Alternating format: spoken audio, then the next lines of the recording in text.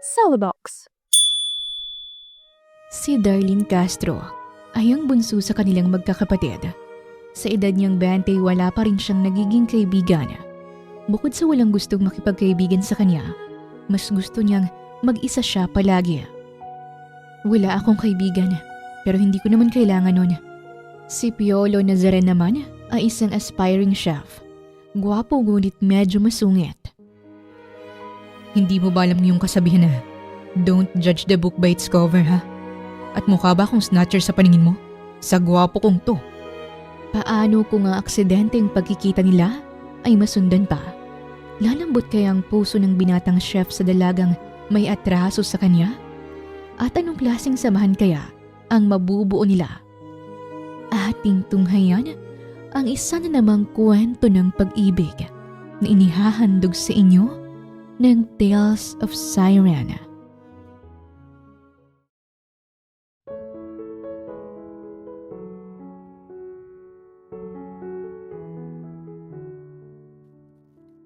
Darlene, sumama ka sa akin. Saad ni Troy, isa sa mga kaklase ni Darlene. Hinawakan nito ang braso niya at pilit siyang kinakaladkad sa kung saan. Sinubukang kumawala ni Darlene pero masyado itong malakas. Teka lang Troy, ano bang kailangan mo sa akin? May klase pa tayo kay Mama Jacinto. Naguguluhan niyang tanong. Nakarating rin tayo sa ating destinasyon. Anunsyo ni Troy at pinakawala na siya. Tumigil sila sa likod ng abandonadong school building. Maraming estudyante ang naroon. Ngunit ang mas nakaagaw ng kaniyang pansin ay si Victor. Ang lalaking parang aso kung makabuntot sa kanya. Payat ito, matangkad at may bandana pa sa ulo. Napatingin siya sa dala nitong isang bouquet ng bulaklak. Napatras siya kasi alam na niya kung ano ang sunod na mangyayari. Ilang beses na kasi itong nangyari sa kanya. Iba't ibang lugar, ngunit iisang senaryo lang. Napasinghap ang lahat nang biglang lumuhod si Victor sa harapan niya at naglahad ng bulaklak habang nakatingala pa sa langit. Napatingin din tuloy si Darlene sa langit, ngunit wala siyang ibang nakita kundi ang makulimlim na panahon. Saksi ang Panginoon kung gaano kita kamahal, Darlene. Saksi ang mga ibon kung gaano ko kagusto na ikaw ay mapasakin. Kaya pwede ba kitang maging girlfriend? Nakangising tanong ni Victor at tiningnan siya sa mga mata. Napalunok si Darlene. Dinami niya pa talaga ang mga ibon. Saad niya sa kanyang isipan at napatampal na lamang sa kanyang noo. Ano Darlene? Tayo na ba? Ang bilis mo naman Victor. Sige, pwede namang hindi muna maging tayo. Pwede namang bukas mo na lang ako sagutin. Wala akong panahon sa pakikipagrelasyon. Marami akong goal sa buhay at hindi kasali ang love life doon. Mauna na ako. Malabig na sambit ni Darlene at tinalikuran na ito. Ang taas ng tingin mo sa sarili mo, Darlene. Ang kapal ng mukha mong basti din si Victor sa harap ng maraming tao. Hindi ka naman maganda eh. Maputi ka lang.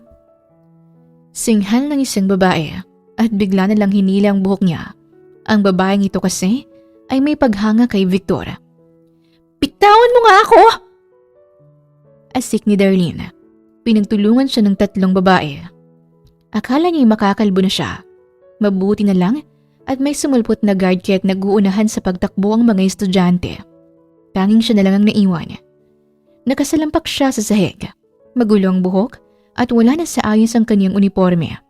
Nawala na rin ang ilang botones nito. Siya si Darlene Margarita Castro, 20 anyos at ang bunso sa kanilang magkakapatid. Nasa 2 taon na siya ng kolehiyo. Introvert at wala siyang mga kaibigan. Pero kahit ganon, ay kilala siya sa buo nilang unibersidad dahil sa angkin niyang kagandahan at talino. Marami siyang sinasalihang contest at siyang madalas na nananalo. Siya rin ang nakakakuha ng pinakamataas na marka sa kanilang klase. Maganda siya at pinipilahan ng maraming kalalakihan. Yung ibang lalaki pa nga ay hinihiwalayan ang mga nobyo nila para lang pormahan siya. Halos araw-araw ay may nagtatapat ng pag-ibig sa kanya at araw-araw niya ring binabastad ang mga ito. Kinaiingitan siya ng lahat, kaya rin maraming galit sa kanya. Madalas siyang tinatawag na papansin at bida-bida. Sobrang sakit ng anik ko. Akala ko talaga makakalbo na ako eh. Grabe talagang trip nila. 3 sila tapos ako lang mag-isa. Ang lakas pa ng pagkakasampal sa akin ng isang babae na para bang buburhin na niyang mukha ko. Akala ko manghihiram na ako ng mukha sa aso eh. Ang kapal din ng kamay nila. Gawa ba sa encyclopedia yun? Litanya ni Darlene. Kausap niya ang kulay itim na pusa. Ligaw na pusa ito sa university nila. Na naging sumbungan niya na rin kahit na hindi naman siya naiintindihan ito. At puro pag-meow lang ang ginagawa ng pusa. Salamat dahil nakikinig ka sa akin, Muning. Nakangiti niyang sambit at may kinuhang pagkain ng pusa mula sa bag niya. Inilagay niya ito sa harapan ng pusang si Muning. Napadaan ako sa convenience store kahapon at nakita ko to. May binibenta na pala silang pagkain ng pusa doon. Naisip kita at binilhan kita ng marami. Bibigyan kita araw-araw, okay? Basta ba handa ka makinig sa mga hinaing ko sa buhay eh. Pasensya ka na, Muning ha. Nadamay ka pa sa mga problema ko. Hindi talaga ako naniniwala na malas ang itim na pusa. Kasi kung malas ka, bakit ang swerte ko nakasama kita? Wala akong kaibigan pero hindi ko naman kailangan nun eh. Kasi nandyan ka. Mas gusto pa kitang maging kaibigan. Ang gulo kaya ng mga tao. Gusto kitang iuwi sa bahay, Muning, pero ayoko kasi ni mama ng pusa eh. Baka himatayin siya kapag nakita ka niya. 5:00 na ng hapon kaya nagpaalam na siya kay Muning. Hindi kasi siya pwedeng umuwi ng late. Sermon na naman ang aabutin niya sa ate Dory niya kung sakali. Naglakad na siya palabas ng school at sumakay na sa kanyang skateboard. Skateboard kasi ang service niya papuntang school at pauwi sa bahay nila. May kayang pamilya niya at may mga kotse rin sila at may driver pero ayaw niyang nagpapahatid sundo. Mas gusto niya kasing sumasakay sa skateboard niya.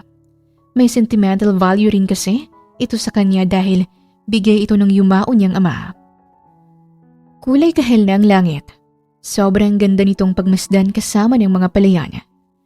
Wala namang masyadong sasakyan sa lugar nila. Kaya malaya siyang nakakapag-skateboard sa daan. Pagdating sa bahay nila ay sinalubong siya ng kaniyang ina. Darlene! Kanina pa natapos ang klase mo. Bakit ngayon ka lang? Sorry ma. Medyo napasarap kasi ang kwentuhan namin ni Muning. Kaya hindi ko na namalahin pa yung oras. Muning, may kaibigan ka na. Nakakatuwa naman yan anak. Imbitahin mo kaya siya rito sa bahay para may paghanda ko ng dinner. Hindi na po ma. Baka himatayin ka kapag dinala ko siya rito sa bahay eh. Bakit naman ako hihimatayin sa kaibigan mo? Pusa kasi siya ma. Napangiwi ang kaniyang inang si Maria. Anak, wala ka bang ibang kaibigan bukod kay Muning? Yung tao sana, hindi yung nagmamyaw. Ma, sanay naman na akong mag-isa eh. Hindi ko kailangan ng kaibigan. Bahagyang napayuko si Darlene. Gusto niya rin naman talagang magkaroon ng kaibigan, pero wala namang gustong makipagkaibigan sa kanya. Bukod sa mga lalaki na parang leon at handa siyang lapain na numang oras. At sa panahon ngayon ay mahirap na ring makahanap ng totoong kaibigan na talagang mapagkakatiwalaan. Ano nga palang nangyari dyan sa uniform mo? Wala po ito ma. Mauna na po ako. Magbibihis po muna ako. Palusot niya at nilampasan na ang kaniyang ina. Ayaw na niyang ipaalam sa mama niya ang mga nangyari sa school. Alam niya kasing magwawala lang ito at baka ipag-iba pa nitong eskwelahan kapag nalamang inaapi siya roon. Nakasalubong niya sa living area ang nakatatanda niyang kapatid na si Dory. Si Dory Castro, ang pangalawa sa kanilang magkakapatid. Kulay brown, kulot at maiksi ang buhok nito. May liitang muka at pak na pak ang makeup.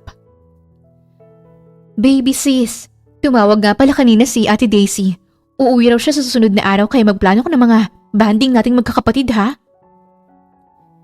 Bilin pa ni Dory sa kanya.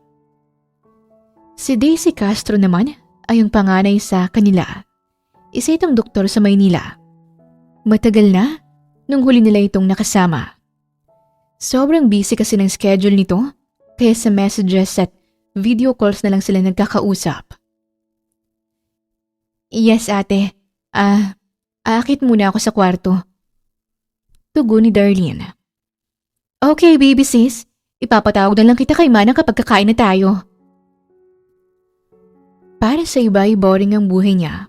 Pero para sa kanya, ay masaya na siya sa kung ano ang meron siya at sa kung ano mga ginagawa niya. Dahil madalas siyang nag-iisa, marami siyang nakakahiligang gawin. Kagaya na lamang ng pagguhit, pagkanta at pagtugtog ng iba't ibang instrumento. Habang pinaglalaroan niya ang piano, ay biglang kumatok sa pinto ang maid nila. Ma'am Darlene, pinapatawag ka ng ate mo. Kakain na raw kayo. Sige po Ate Celia, bababa na po ako. Tipid niyang tugon. 3 lang silang kakain pero sobrang dami ng nakahain sa mesa. Mga sosyaling pagkain pa. May personal chef kasi sila at kahit anong pagkain na gusto nila ay kayang lutuin ito. Niyaya nilang kumain ng mga kasambahay pero tumanggi ang mga ito at sinabing mamaya pa raw sila kakain. Tahimik na lang na kumakain si Darlene. Napatitig naman si Dory sa kanya. Baby sis, ang tahimik mo naman yata. Sita nito. Tahimik naman talaga yung kapatid mo. Hindi ka pa ba sanay? Natatawang sabat naman ang kanilang ina. May problema ka ba? Magsabi ka lang okay? Sa school ba yan? Sa love life? Ayos naman po ako Ate Dory. Wala naman pong problema sa school. Sa love life? Wala naman po ako niyan. Nako, siguraduhin mo lang talaga Darlene. Alam kong nasa wastong edad ka na. Pero, baby girl ka kaya namin. Kung may maniligaw man sa'yo, kailangan mo na nilang dumaan sa amin ni Ate Daisy. May nanliligaw ba sa'yo? Litaan niya ng kapatid niya. Sasagot na sana siya pero bigla itong nagtaas ng kamay. Hindi mo na kailangan pang sumagot. Imposible namang walang nanligaw sa itsura mong yan. Ang ganda-ganda kaya ng lahi natin. Mana tayo kay Lola. Sobrang ligawin. Napaismid ang kanilang ina. Sa Lola talaga. Hindi mo lang sa akin. Sa akin kaya kayo nanggaling. Ako ang umire. Simangot nito, kaya natawang magkakapatid. Kaya lumaking mahiyain yung kapatid niyo ay dahil pinaghihigpitan niyo masyado ni Daisy. Para sa akin, pwede na siyang magkaroon ng boyfriend. Basta wag niya muna akong bibigyan ng apo. Kahit apo na muna galing kay Daisy o sa'yo, Dory. Saad pa ng ginang. Kagad na tumulis ang nguso ni Dory. Humagikik naman si Darlene. Si mama naman eh. Wala na nga akong jowa. Hihingan mo pa ako ng apo? Nape-pressure na tuloy ako maghanap ng boyfriend. Reklamo ni Dory at binalingan siya. Darlene, anong lahi bang mas okay? Pasado kaya ang beauty ko sa mga Koreano? Opa, saranghe! Sapon kaya? Konnichiwa! Para naman maging Haponesa na rin ako. Kamot ulo nitong sambit. Tawa lang ang sinagot ni Darlene. Isang umaga, nakasakay na naman siya sa skateboard niya papuntang school. Sa gilid ng daan ay napansin niyang isang matandang babae at isang binata na nag-aagawan sa isang pitaka. Manang, huwag ka na kasing makulit. Ibigay mo na to sa akin. Saad nung lalaki. Naawa si Darlene sa matanda, kaya tumigil siya sa pag-skateboard para lang lapitan sila. Ang laki-laki ng katawan mo. Bakit hindi ka nalang maghanap ng trabaho? Imbis na nakawan yung matanda ha? Sita niya at hinampas ng skateboard ng lalaki. Napaupo tuloy ito sa kalsada at namimilipit sa sakit. Nalaglag ang pitaka kaya dinampot ito ni Darlene at iniabot sa matanda. Heto na po ang pitaka niyo, Manang. Mag-ingat po kayo sa susunod. Sige na po, umalis na po kayo. Ako nang bahala sa lalaking to. Magtatawag ako ng pulis. Tumango ang matanda at nginitian siya. Binalingan niyang lalaki at inamban pa itong hahampasin ulit ng skateboard. Anong trip mo, miss? Ikaw dapat ang tinatanong ko, no? Kung kailangan mo ng pera, magtrabaho ka. Hindi nangaagaw ka sa wallet ng iba. At isa pa, bata ka pa at may maayos na itsura. Makakahanap ka pa ng matinong trabaho. Kung gusto mo, pwede pa kitang tulungan. Tumayo ang lalaki, kaya napatras siya. Humakbang ito papalapit sa kanya. Alam mo ba kung anong ginawa mo, ha? Singhal nito sa kanya. Galit ang mga mata ng lalaki habang nakatitig sa kanya. Oo naman. Ginawa ko lang sa kung anong tingin ko ang tama at... Tama ba yung binigay mo sa matanda yung pitaka ko? Oo, kasi pitaka niya. Pitaka mo? Oo, miss. Sa akin yun. Nagkamali ka ng akala. Ang matandang yun ang nang-agaw ng pitaka, hindi ako. Bigla ka na lang nanghampas ng skateboard eh. Hindi mo naman pala alam kung anong totoong nangyari. Ibinigay mo pa sa matanda yung pitaka ko. Nakawala tuloy siya. Nilingon ni Darlene ang daan na nilakaran ng matanda kanina at hindi na niya ito mahagilap. Mariin siyang napakagat sa kanyang pang-ibabang labi. Minsan na nga lang ako gumawa ng kabutihan. Palpak pa talaga. Ang hirap maging mabait, Diyos ko. Naiiling niyang sambit at hindi pa rin makapaniwala sa nangyari. Hindi mo ba alam yung kasabihan na, don't judge the book by its cover, ha? Hindi porket mukhang kawawa at uugod-ugod ang matandang yun ay wala na siyang kakayahang magnakaw. At mukha ba kung snatcher sa paningin mo? Sa gwapo kong to. Pasensya ka na. Hindi ko kasi talaga alam. Akala ko kasi talaga na ikaw yung, magkano bang laman ng pitakang yun? Babayaran ko. Kahit magkano pa. 5,000 ba? 10,000? Ano pang magagawa niyang paghingi mo ng tawad? Napakalaga pa naman sa akin ang pitakang yun. Kahit wag nang maibalik yung pera.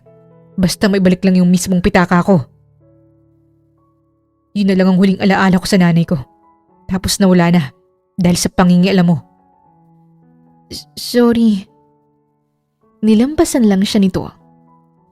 Sising-sisi si Darlene sa nagawa niya. Kahit sa klase ay hindi na siya makapag-focus dahil inaalala niya pa rin yung nangyari. Hindi tuloy siya nakasagot sa quiz nila. Kung may babalik ko lang ang oras, sana yung matanda na lang hinampos ko ng skateboard kanina.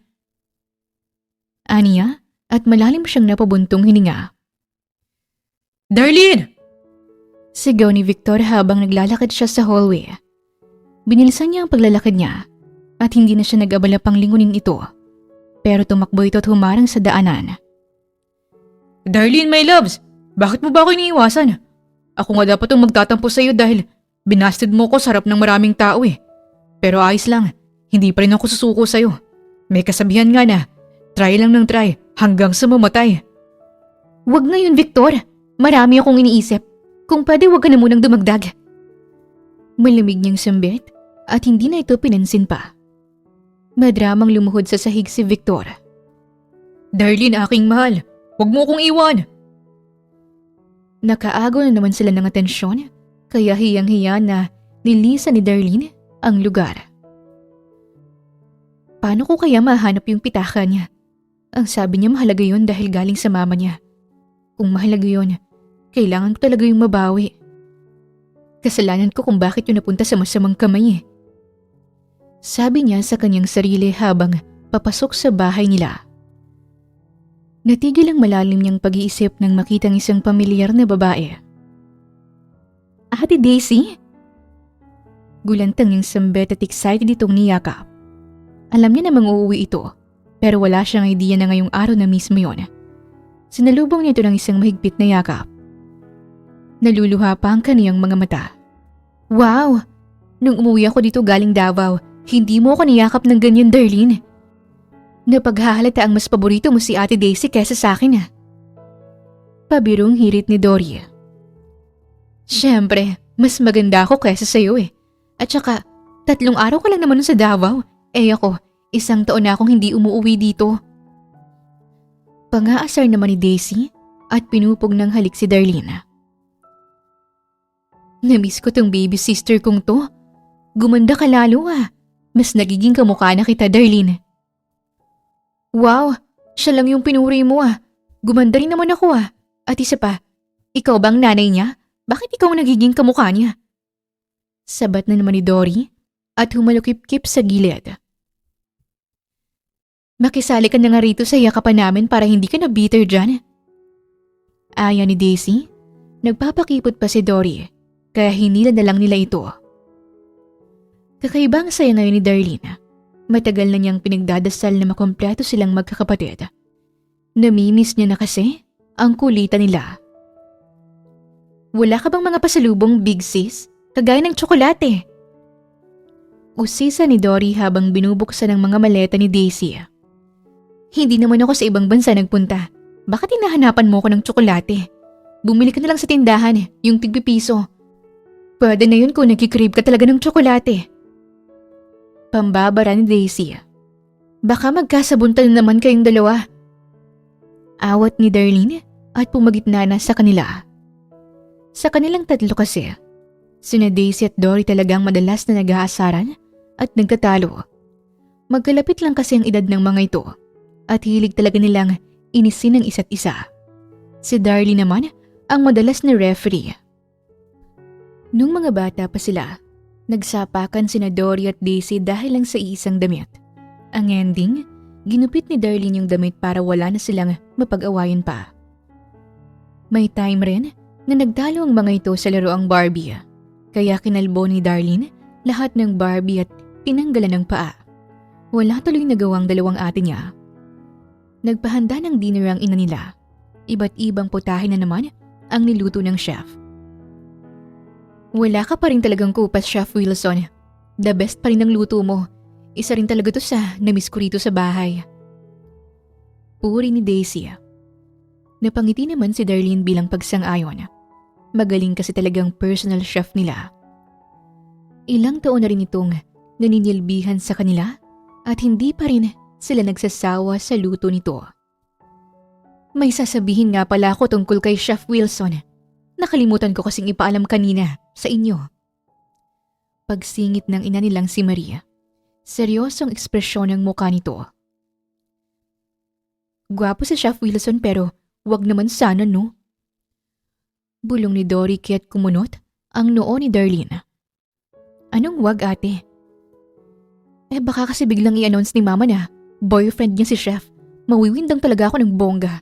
Sa pagkakaalam ko, biyudo niyang chef tapos single rin si mama. Pero may iba akong bet para kay mama eh. Gusto kong makatuluyan niya yung may-ari ng pinakamalaking convenience store dito sa probinsya natin. Para naman makalibre tayo ng ice cream. Comfort food ko yun eh. Paliwanag ni Dory. Napangiwi si Darlene. Hindi na siya nagulat sa sinabi ng kapatid niya dahil sanay na siya sa kung ano-anong inaiisip nito. Magre-resign na si Chef Wilson. Magtatayo na rin kasi siya ng sarili niyang negosyo at mas kailangan niya yung pagtuunan ng pansin. Litanya ng kanilang ina. Sabay-sabay na napasinghapang magkakapatid. Hays, mas gusto ko na palang maging jowa siya ni mama. Ayokong umalis si Chef dito. Bulong ulit ni Dory kay Darlene. Nalungkot din si Darlene sa balita. Nasanay kasi siya, naluto lang ni Chef Wilson ang kanyang kinakain. Parang pamilya na rin nila ito at kung pwede lang, ayaw pa nila itong umalis. Pero wag kayong mag-alala, papalit naman sa akin ang anak ko. Magaling rin siyang magluto. Ako mismo ang nag-train sa kanya. Sigurado ako na mapapantayin niya ang husay ko sa pagluluto. Saglit lamang, tatawagin ko lang siya. Nasa kusina kasi siya. Paalam nito. May anak pala si Chef Wilson? Kuryosong tanong ni Darlene. Hindi niya naman kasi inalam ang personal na buhay nito kaya wala siyang idea. Tinanguan siya ni Dory at sinagot ng, Siyempre naman, gwapo si Chef. Dapat lang na pinaparami niya ang lahi niya, no? Para naman dumami ang gwapo rito sa Pilipinas. Alam mo ang pogi ng anak ni Chef kaso, mas matanda ako kaya hindi ko trip. Pero parang bagay kayo nun. Ate Dory? Joke lang, baby ka pa, siyempre bawal pa. Makalipas ang ilang minuto, ay bumalik na si Chef Wilson kasamang isang lalaki. Ang lalaking ito ay si Piolo Nazaren, 23 anyos at ang kaisa-isang anak ng chef. Matangkad ito, moreno, gwapo at chinito. Naibuga ni Darlene ang iniinom niyang juice.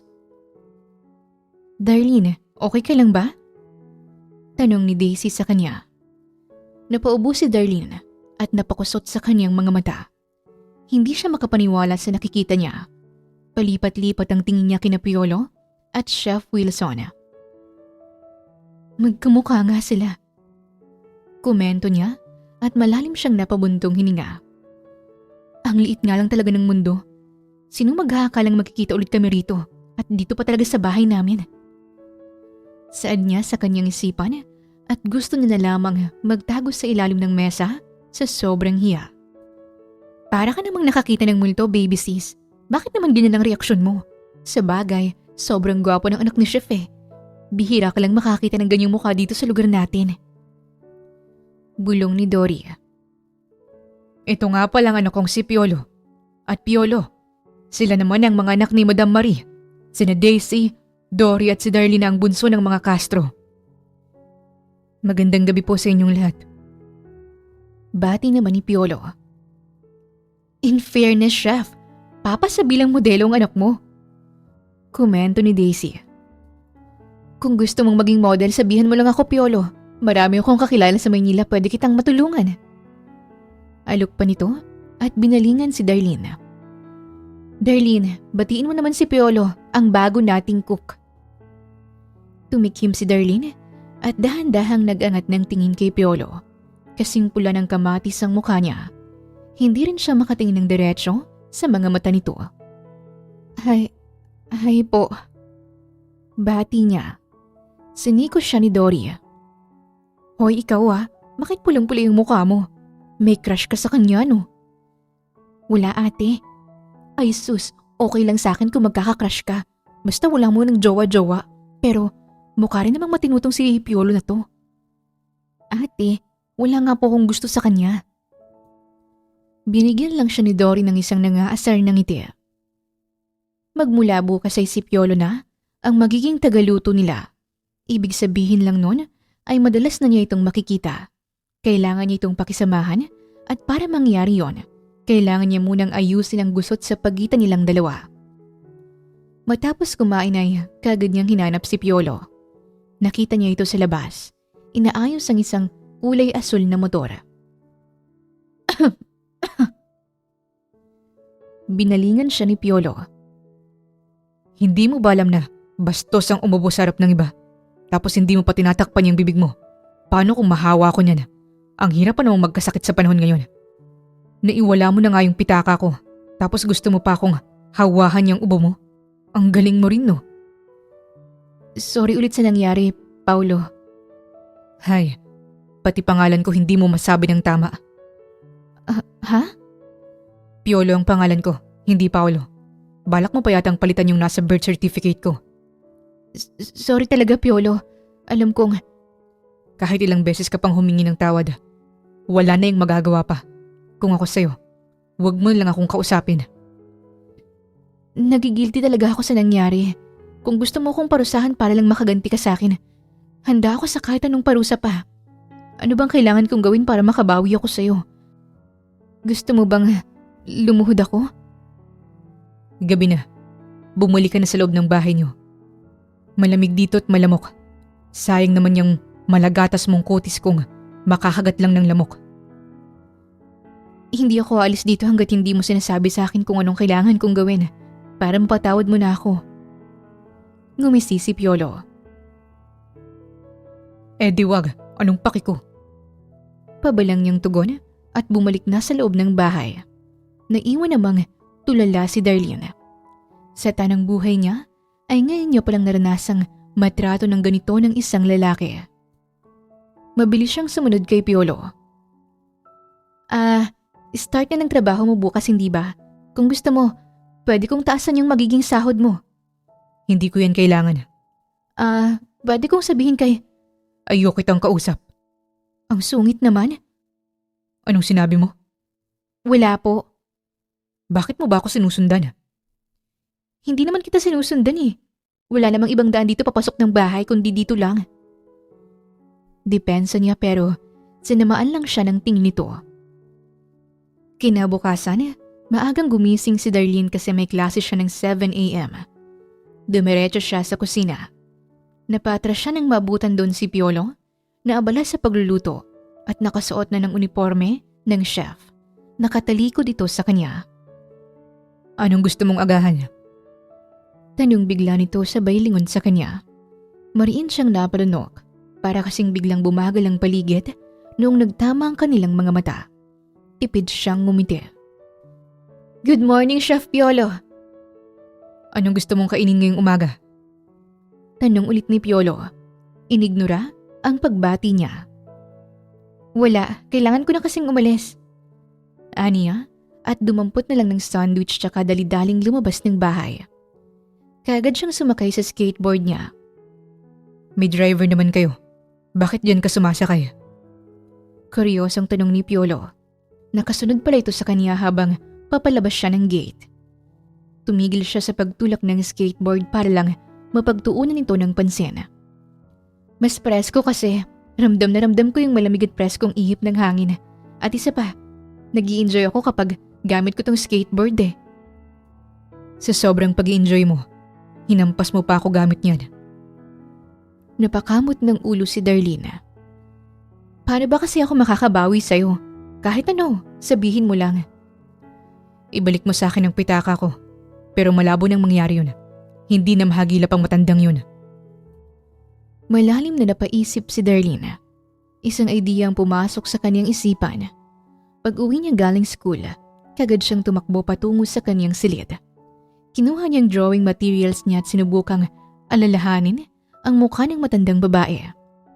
Naisip niya kasi na i-sketch ito at magpiprint siya ng maraming copy at ipapaskil sa mga poste. Baka sakaling may makakilala sa matanda.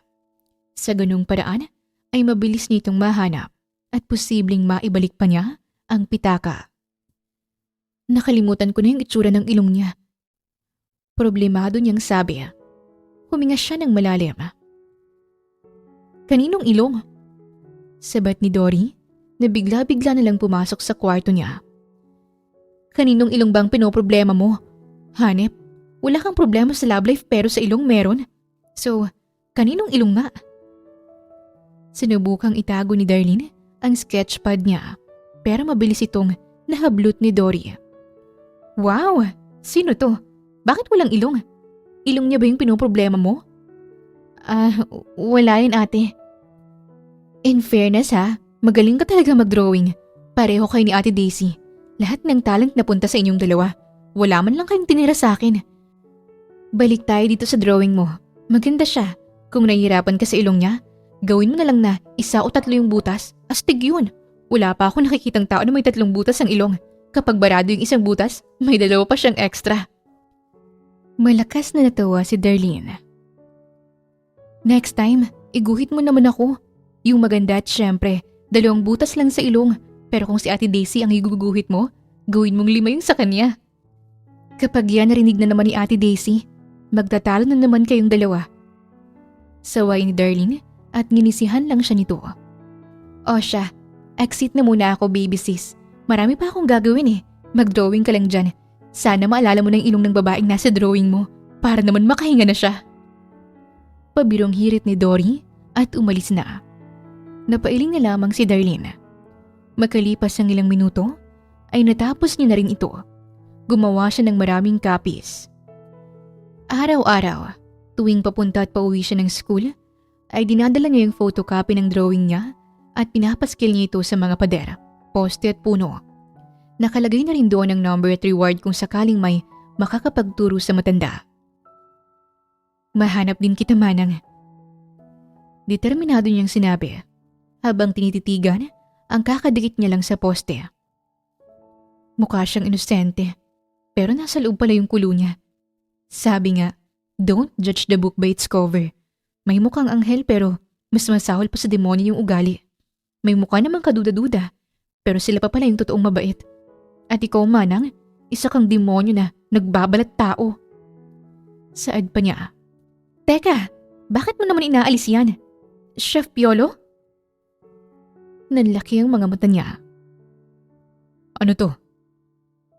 Kasi nung nag-usap tayo nung nakaraan, sinabi mo sa akin na magiging okay lang tayo kapag naibalik ko yung pitaka mo. Nag-sketch ako ng mga kopya ni Manang tapos kinakalat ko yung mga kopya. Baka kasi may makakilala. Itigil mo na to. Ha? Bakit naman? Di ba gusto mong mabawi yung pitaka mo? Tinutulungan lang naman kita. At isa pa, maganda naman tong naisip ko Kaya bakit mo? Humakbang si Piolo papalapit lalo sa kanya. Gaano ka kasiguradong mababawi mo yung pitaka kapag nahanap mong matandang to? Baka nga naitapon na niya kung saan yung pitaka ko. Wala na yung silbi sa kanya. Malamang naubos na yung laman nun. Kaya nga hinahanap ko siya, diba? Para malaman natin kung nasa kanya pa ba o wala na. At kung wala na, at least may papakulong natin siya kung sakaling mahanap ko siya. Makakakuha ka pa rin ng hustisya. Ang pagtuunan mo ng pansin ay ang pag-aaral mo, bata. Bata? Excuse me, hindi na ako bata, no? 20 na kaya ako, baby face lang. Hay, umuwi ka na sa inyo. Tugon ni Piolo at sumampa na sa motor nito. Nung umandar na ang motor ng binata, mabilis namang sumakay si Darlene sa skateboard niya at hinabol ito.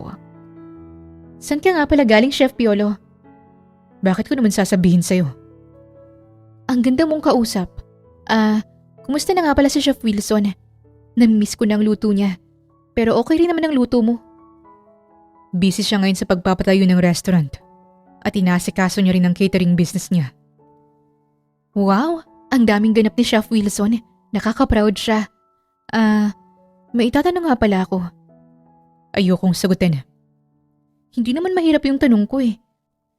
Gusto ko lang malaman kung pinangarap mo rin bang maging chef o gaya-gaya ka lang sa tatay mo. At ilang taon ka nung natuto kang magluto. Anong feeling ng masarap magluto? Gusto ko talagang matutong magluto . Pero baka masunog ko lang yung kusina. Yung hotdog nga sunog pa kapag piniprito ko. Hindi ko siya ma-perfect. Pero nobody's perfect naman . Kahit hotdog, pumapalpak din. Ang kwento sa akin ni Papa, mahiyain ka at hindi pala salita. Pero bakit ang daldal mo pagdating sa akin?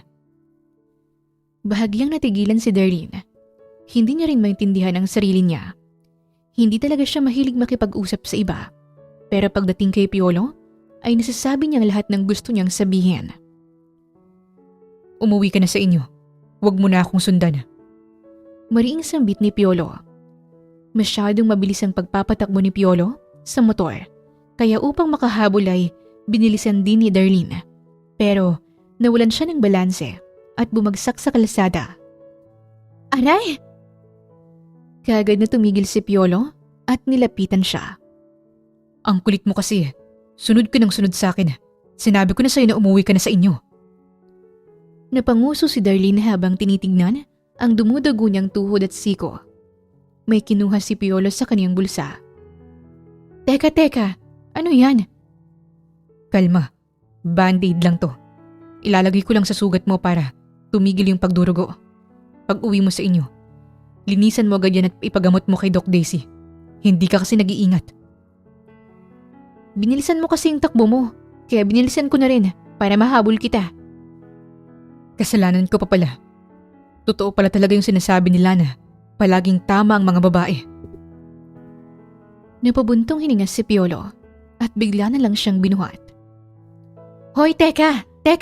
Bakit mo ko binubuhat? Ibaba mo ako, chef! Baka isipin ng mga tao kinidnap kita. Tumahimik ka.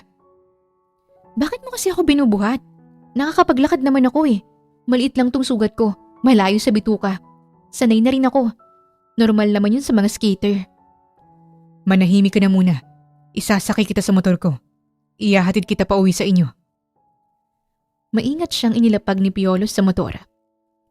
Umupo ka ng maayos. Biling pa nito sa kanya at sumakay na rin. Kumapit ka para hindi ka malaglag. Hindi na kailangan, chef. Stable naman ang upo ko dito. Hindi ako malalaglag. Pero muntik na siyang malaglag nung bigla na lang pinaandar ni Piolo ang motor. Sa gulat niya ay napahawak siya sa leeg nito. Napaubo si Piolo. Bakit ka naman nananakal? Pwede kang kumapit sa akin kahit saan.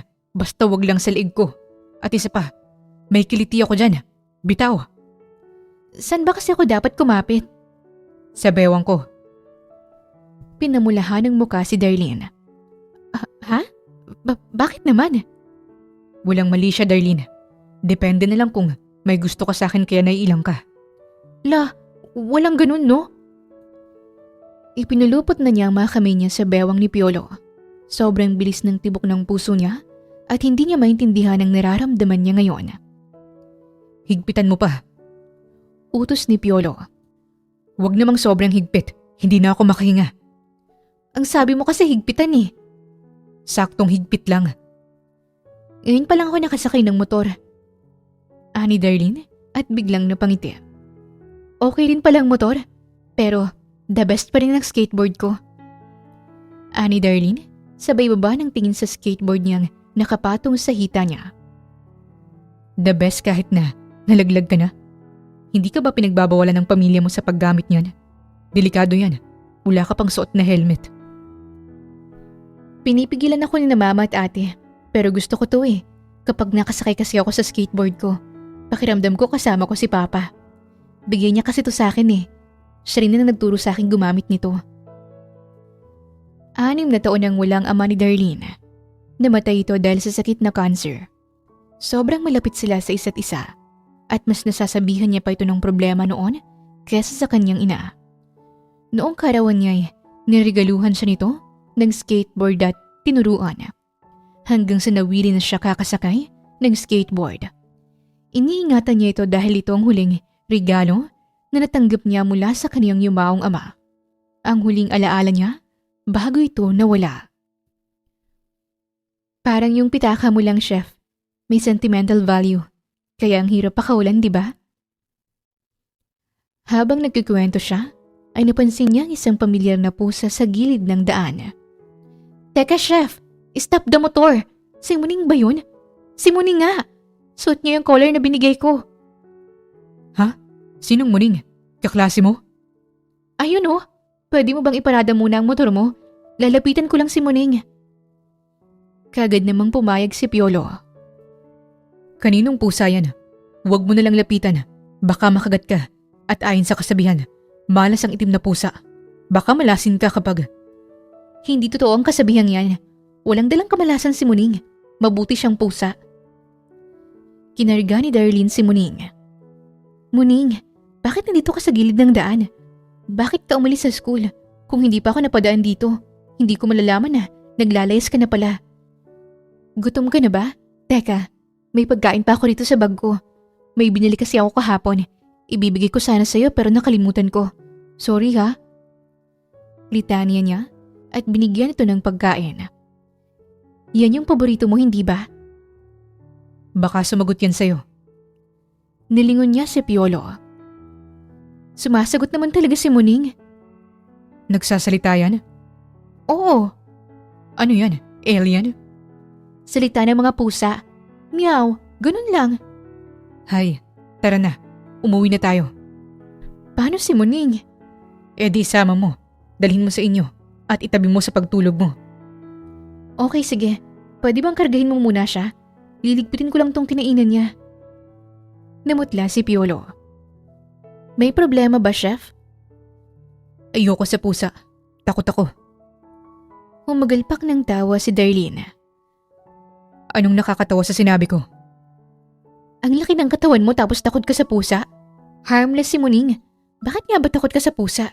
Ang cute kaya nila, malambing pa. Takot lang ako. Tara na, umalis na tayo. Dalhin mo na yung pusa mo. Humakbang si Muning papalapit kay Piolo.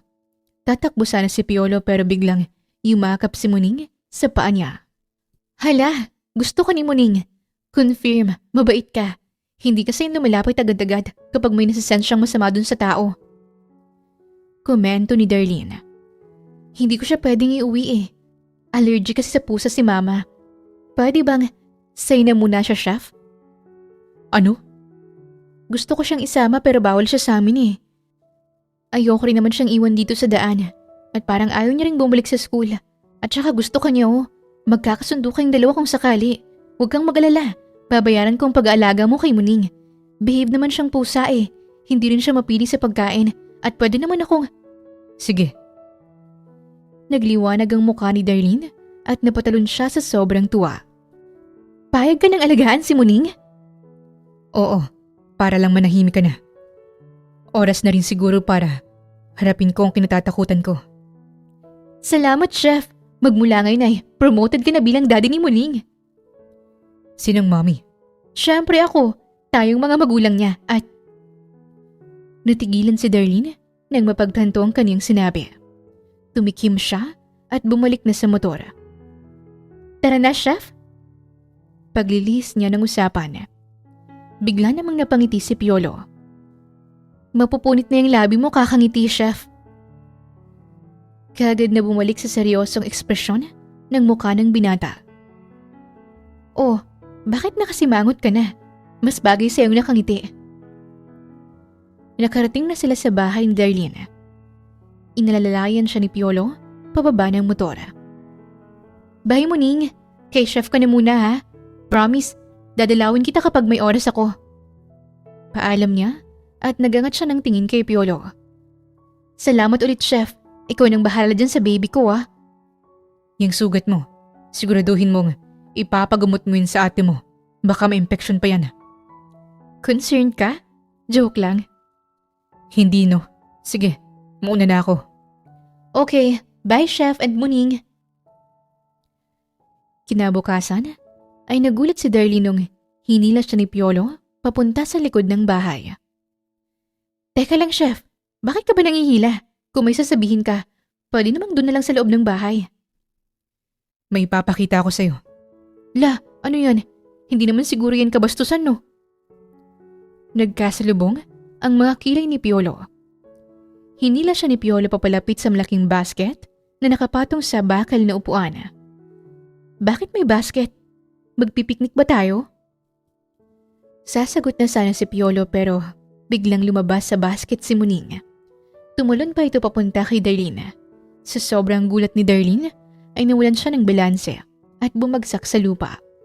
Pumatong naman ang pusa sa kanya at dinilaan ang mukha niya.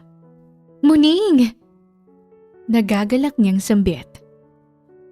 Napapansin ko kasi na parang malungkot yung pusa mo, kaya sinama ko na. Nilagay ko sa basket para hindi makita ng mami mo. Wow! Salamat, chef. Hala, bago ang color ni Muning, oh. Tapos may damit pa siya. Ang cute naman! Puna ni Darlene at nakangiting tiningnan si Piolo. Cat lover ka na ngayon, chef. Nag-glow up pa si Muning nung inalagaan mo siya. Hindi na siya si Muning na ligaw na pusa. Siya na si Muning na artistahing pusa.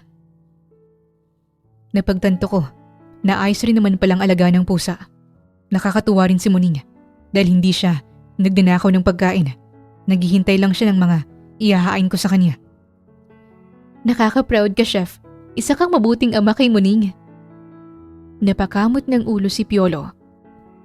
Isang gabi, habang gumagawa ng project si Darlene, ay tumunog ang telepono niya. Tumatawag ang isang hindi pamilyar na numero. Kaagad niya itong sinagot at boses ng isang matandang babae ang kaniyang narinig. Hello, ikaw ba si Darlene? Opo, ako nga po. Sino po ito?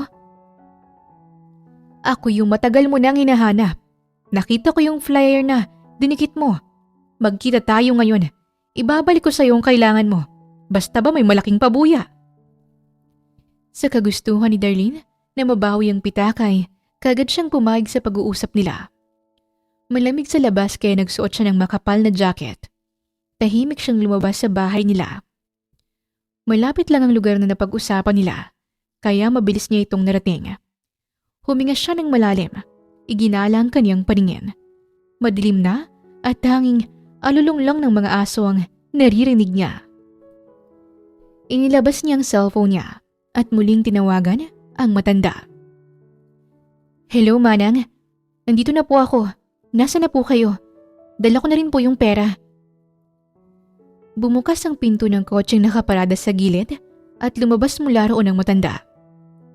Ang sosyal naman ni Manang, nakakotse pa. Komento ni Darlene. Mamahalin pa yung kotse. Pati ba yan nakaw din? Ibigay mo na sa akin ang pera. Wala man lang good evening, Manang. Pera agad. Iabot niya po muna sa akin yung pitaka bago ko ibigay itong pera. Umirap ang matanda. Nung una nilang pagkikita'y nakaramdam ng awa si Darlene. Pero ngayon ay puro inis na lang. Hindi pa rin siya makapaniwala na naloko siya ng matandang kaharap niya ngayon. Inilabas ng matanda ang pitaka. Kagad namang na-confirm ni Darlene na yun nga ang pitaka ni Piolo. Bahagya siyang nakaramdam ng saya. Sa wakas ay may sasauli niya na rin ito at maayos na rin ang gusot sa pagitan nila. "Boys, labas na!" Sigaw bigla ng matanda. Napatras si Darlene nang sumulpot ang dalawang lalaki. Malaki ang pangangatawan ng mga ito at nakakatakot din ang itsura. "Manang, bakit naman may kasama ka mga bouncer?" "Mayaman ka, hindi ba? Pwede ka naming pagkakitaan." "Ay naku Manang, wala po kayong mapapala sa akin. Tama po kayo na mayaman ako, pero mayaman po sa pagmamahal, hindi sa pera." Pangangatwiran pa ni Darlene at muli na naman siyang napaatras. "Kunin niyo na siya at isasama natin siya sa hideout natin." Utos ulit ng matanda. Malakas na napasigaw si Darlene at kumari pa siya ng takbo. Nahuli ng isang lalaki ang kamay niya. Mariin siyang napapikit at takot na takot. Ngunit natigilan siya nung nakarinig siya ng dumadaing. Wala na ring nakahawak sa kanya. Pagmulat niya ng mga mata ay nakita niya si Piolo na binubugbog yung lalaki. Sumulpot naman ang isa pang kasama ng matanda ngunit sinipa lang ito ni Piolo sa muka. Habang nakikipagbalita ng suntok si Piolo ay bumangon naman yung isa pang lalaki. Gustong tumulong ni Darlene kaya tumalon siya sa likuran ng lalaki at pinulupot ang braso niya sa leeg nito. "Ikaw ang laki-laki ng katawan mo pero hindi ka naghahanap ng matinong trabaho. Kumampi ka pa talaga kay Manang, mas inuuna mo pang magnakaw kaysa maligo." Singhal niya sa lalaki at pinaghihila ang buhok nito. "Aray ko, miss! Bitawan mo ko!" "Ano ka, sinuswerte? Hindi kita titigilan hanggat hindi nauubos tong buhok mo." "Kapag nakawala ako, babaliin ko lahat ng buto mo sa katawan." Namutla si Darlene at tinantanan na ang lalaki. Nag-peace sign siya. "Hindi ka naman mabiro, Manong. Chill lang po." Aniya. Bago pa man mabalin ng lalaki ang mga buto niya, ay to the rescue na si Piolo. Walang kahirap-hirap nitong pinabagsak ulit ang lalaki. "Wala kang karapatang saktan siya." Mariing sambit ni Piolo. Napakurap si Darlene. Napansin niyang tatakas ang matanda, kaya mabilis niya itong nilapitan at hinarangan. "At saan ka naman pupunta, ha?" "Neng, maawa ka sa akin, Neng. Matanda na ako." "Maawa? Nagbibiro ka ba, Manang? Muntik na kaya kung gawing giniling yung mga alagad mo. Hindi na ako maawa sa'yo at sa'yo na mismo nang galing na matanda ka na. Kaya dapat alam mo na ang kakaibahan ng mabuti at masamang gawain. Ang tanda mo na para sa ganitong kalokohan, Manang. Ang tanda mo na pero hindi ka pa nagtanda." Dinaganan niya ang matanda at nagsabunutan silang dalawa. "Darlene, tara na!" Aya ni Piolo at hinila na siya paalis. Kumari pa sila ng takbo palayo at nagpalimig muna sa isang convenience store. Bumili sila ng tubig para mapakalma ang kanilang mga sarili. "Delikado yung ginawa mo. Bakit ka ba nakipagkita sa matandang yun?" "Para mabaho yung pitaka mo." "Isinugal mo ang buhay mo para lang sa pitaka ko?" "Nangako ako sa'yo na ibabalik ko yun at saka wala namang nangyari sa aking masama." "Mabuti na lang at dumating ako." "Bakit ka nga ba nandun?" "Bumalik ako sa bahay niyo kasi may naiwan ako. Tapos nakita kitang umalis. Gabi na, kaya napagpasyahan kong sundan ka na lang. Mabuti na lang talaga't sinundan kita. Baka kung ano pang nangyari sa'yo. Bakit ba hindi ka nag-iingat? At sinabi ko na sa'yo na itigil mo ng paghanap sa pitaka ko. Tingnan mo nangyari sa'yo ngayon. Nalagay sa peligro ang buhay mo at wala kang napala sa ginawa mo." Napangisi si Darlene at nilapag niya sa harapan ni Piolo ang pitaka. "May napala kaya ako? Nabawi ko yan habang nagsasabunutan kami ni Manang kanina. Pero wala na yung lamang pera eh." Nagulat si Piolo. "Nabawi mo nga. Bilib ka na ba sa akin?" Tinuro nito ang kaniyang noo. "Hindi pa rin. Delikado pa rin ang ginawa mo at huwag mo na yung uulitin. Paniguradong magwawala ang pamilya mo kapag nalaman nila ang nangyari sa'yo ngayong gabi." Umiwas ng tingin si Darlene. "Hindi naman nila kailangang malaman eh. Maiba ako. Ngayong nabawi ko na yan, ibig bang sabihin, pinapatawad mo na ako, chef?" "Pwede na? Anong klaseng sagot yun?" "Oo at hindi lang naman ang kailangan mong isagot." "Oo na." "Oo na ano?" "Napatawad na kita Matamis na ngiti ang ginawad ni Darlene kay Piolo. Ang galing mo kanina, chef, na kaya mong pabagsakin yung dalawang lalaki. Ang lalaki ng katawan ng mga yon. Akala ko si Pacquiao ka nung sumusuntok ko kanina eh. Piolo Pacquiao. Mas magaling yung ginawa mo sa matanda. Na-wrestling mo ba naman? Baka nabaling mga buto nun. Siya naman ang nauna eh. At saka ang sakit kaya nung pagkakasabunot niya sa akin. Akala ko nga matatanggal na yung anit ko. Gusto mo ba ng ice cream? Manlilibre ka ba, chef? Hindi. Bumili ka ng sayo. Ganyan ka ba sa kaibigan mo, chef? Kaibigan? Sino naman nagsabi sa'yo nga magkaibigan tayo? Siyempre magkaibigan na tayo, no? Automatic na yon kasi napatawad mo na ako. Ayoko ng kaibigan. Nasaktan si Darlene sa naging tugon nito. Napayuko siya at mapait na napangiti. Naintindihan ko, chef. Lahat naman ng tao ayaw makipagkaibigan sa akin eh. Kahit sa school, walang masyadong pumapansin sa akin. Hindi ko alam kung bakit. Pero ang alam ko ay magiging mabuting kaibigan ako kung sakali. O sige na. Napangat siya ng tingin kay Piolo. Anong sige na? Payag na ako sa sinabi mo. Na ano? Basta yung sinabi mo. Alam mo na yun. Eh ano ba yung sinabi ko? Pangaasar niya sa binata. Gusto niya kasi na marinig mismo rito sa bibig ni Piolo. Payag na ako na maging magkaibigan tayo para hindi ka nakawawa dyan. At dahil dyan, ako na lang ang manlilibre sa'yo ng ice cream. Aniya, at akmang pupunta na sana sa counter pero napagtanto niya na wala siyang dalang pera. Chef, may pabor sana akong hihilingin sa'yo. Umarko ang kilay ni Piolo. Humalakip-kip ito at seryoso siyang tiningnan. Anong pabor naman?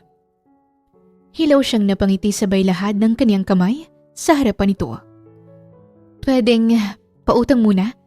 Wala pala akong dalang pera eh. Promise babayaran ko mamaya sa bahay. Napatingin si Piolo sa bag na dala niya. Eh ano bang laman yung bag mo? Di ba yan yung pera na ibibigay mo dapat dun sa matanda? Natatawang binuksan ni Darlene ang bag.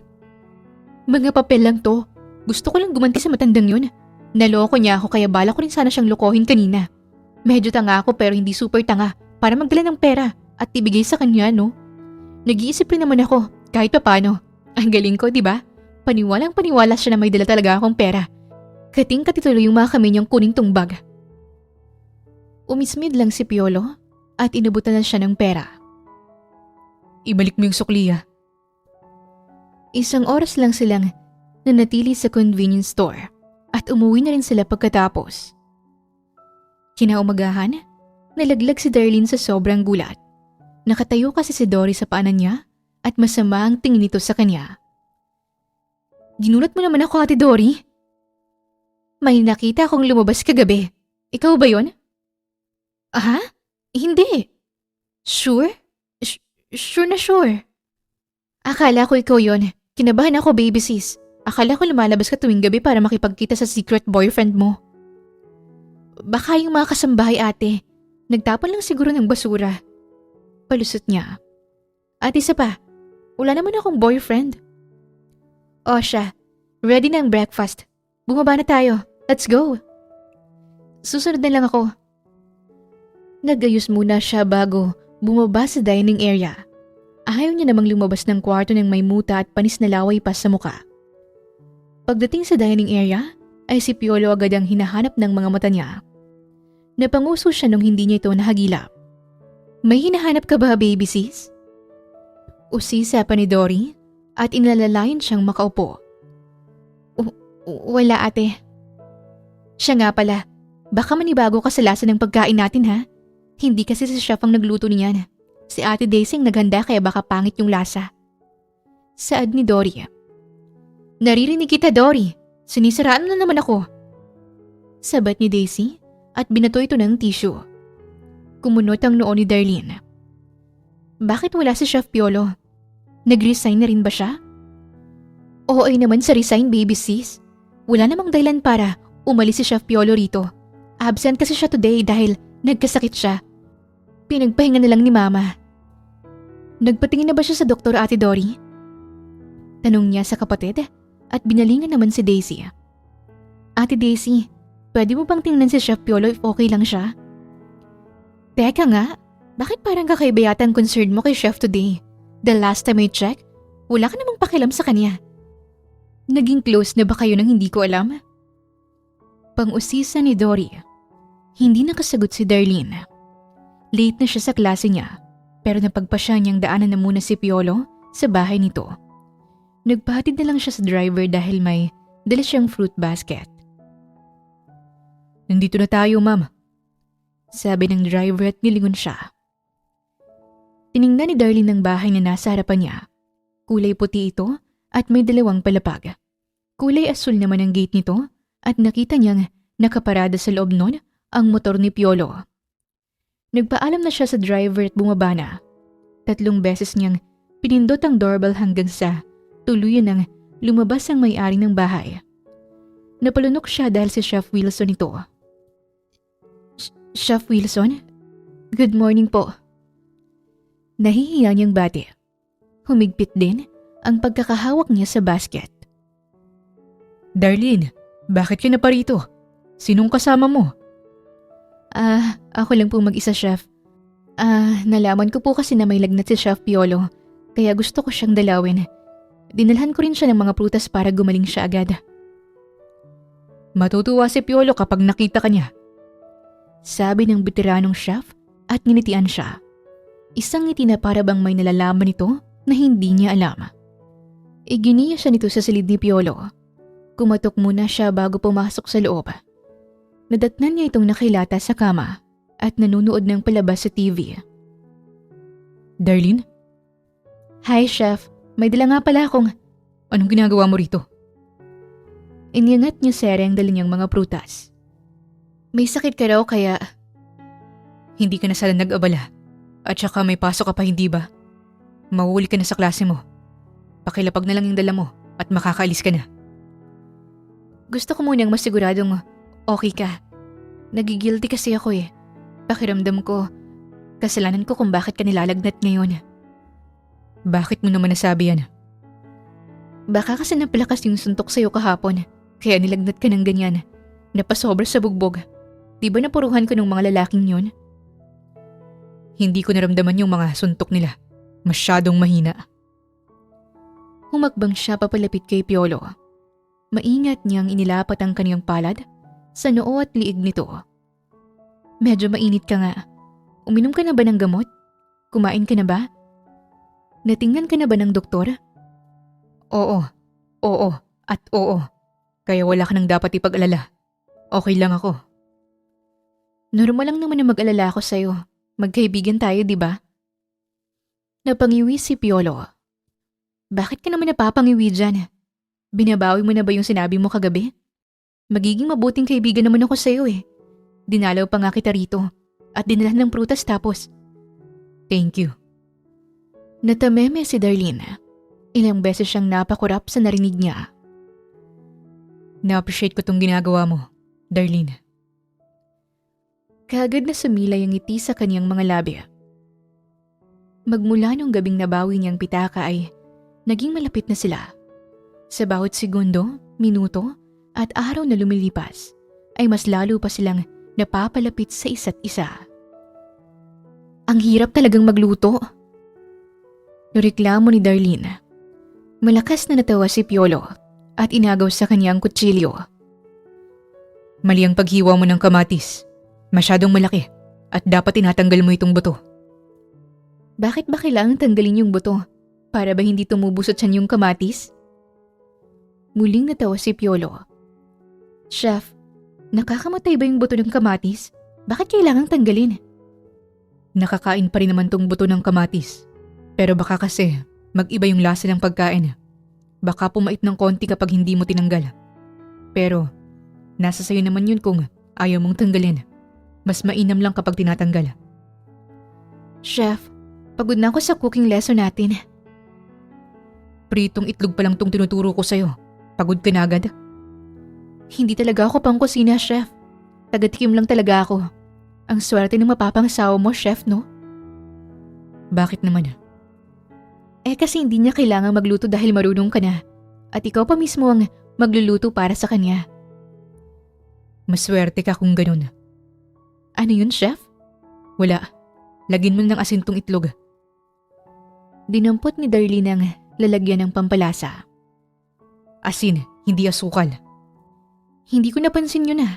Ang galing mo naman, chef. Alam mo agad na asukal tong nadampot ko kahit na magkapare lang sila ng itsura at kulay ng lalagyan.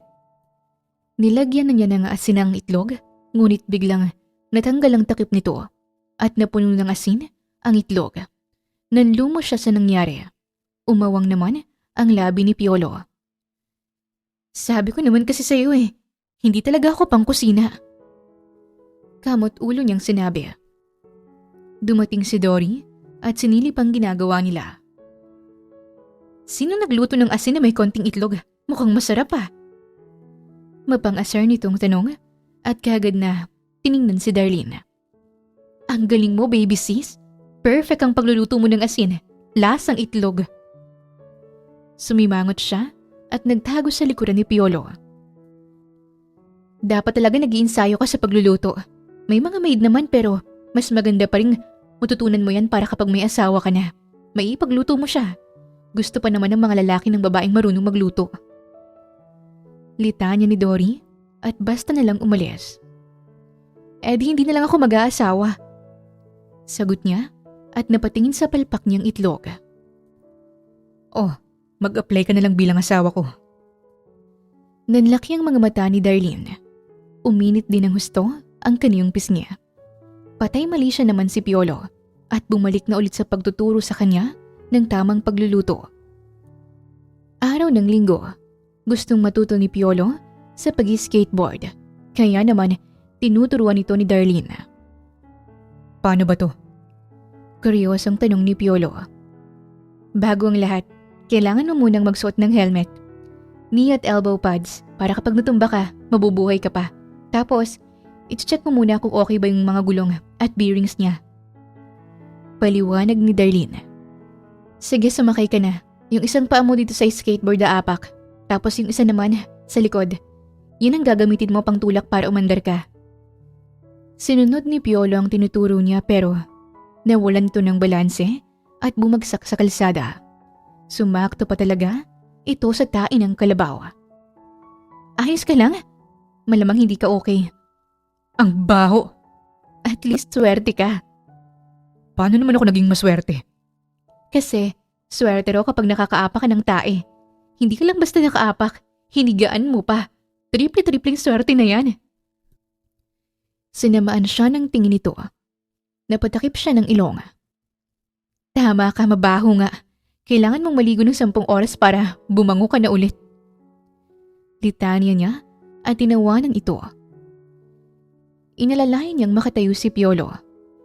Sa susunod na lang kita tuturuan, chef. At dapat doon na sa walang tae ng kalabaw. Sa sumunod na araw, ay siya naman ang tinuruan tong magpatakbo ng motor. Mabilis na natuto si Darlene. Siya nagmamaneho at nakasakay naman si Piolo sa likuran niya para alalayan siya. May nakasalubong silang jeep. Nagpanik si Darlene kaya nakalimutan niyang mag-brake at nawala na siya ng kontrol. Bumagsak silang dalawa sa palayan. Nang ibabaw naman ang malakas na sigaw ni Piolo. Punong-puno sila ng putik pagkaahon. Hiyang-hiya siyang humarap kay Piolo. Chef, sorry. Pati yung motor mo, napuno na rin ng putik. Akala niya, magagalit ito. Pero, tinawanan lang siya. Wait, hindi ka galit? Bakit naman ako magagalit?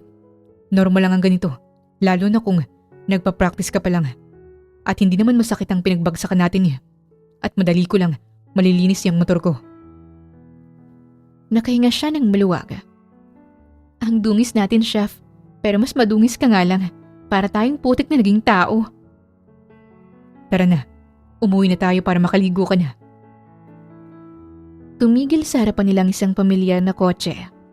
Bumaba mula roon si Dory at takang nakatingin sa kanilang dalawa. Chef and baby sis, hindi niyo naman sinabi sa akin na ito na pala ang bagong swimming pool dito sa probinsya natin. Diyos ko, hindi kayo nagaya na magsiswimming kayo ah. Pabirong hirit nito. Bakit ba kayo nandyan? Wala bang tubig sa bahay kaya dito na lang kayo naligo? Dagdag pa nito, sabay halakhak. Tinulungan sila ni Dory na makalis sa putik. Bakit nga pala kayo nandito? Nagpapaturo ako kay Chef ate. Nagpapaturo ng ano? Magmahal ba? Joke. Tinuturuan ko siyang magmaneho ng motor. Talaga? Itatanong ko sana kung natuto na ba. Pero base sa mga itsura nyo, parang hindi pa. More practice pa, baby sis. Halin na kayo. Sumabay na kayo sa akin pa uwi. Ipapakuha ko na lang kay Manang Lando yung motor mo, chef. Paanyaya ni Dory. Nakauwi na sila. Didiretso na sana si Darlene sa banyo pero humarang si Dory sa daraanan niya. Wait a minute, kaping mainit. Anito. Bakit ate? May iilang katanungan lang ako sa'yo. Ano yun? Napapansin ko na napapadalas ang pagsama mo kay Chef Piolo . Ano bang meron sa inyo? Kayo na ba? Hindi ako makakapayag, Darlene. Kailangan niya munang dumaan sa amin bago maging kayo. At ang kapal naman ng mukha niyang pormahan ka nang hindi man lang siya nagpapaalam sa amin, no? Nako, lagot sa akin ang lalaking yan. Kumalma ka, Ate Dory. Wala kaming relasyon ni Chef. We, ibang nakikita ko. Ate, magkaibigan lang kami. Magkaibigan or magkaibigan? Yung mga tinginan niyo, kakaiba eh. Promise ate, magkaibigan lang talaga kami. Komportable akong kasama siya. Hindi ka ba masaya para sa akin? Ang tagal kong walang kaibigan at… Fine, naniniwala na akong walang something sa inyo. Pero kung magkakaroon man, ipaalam mo agad sa akin, Darlene. Wag na wag mo kong paglilihiman, okay? Yes ate. Very good, baby sis.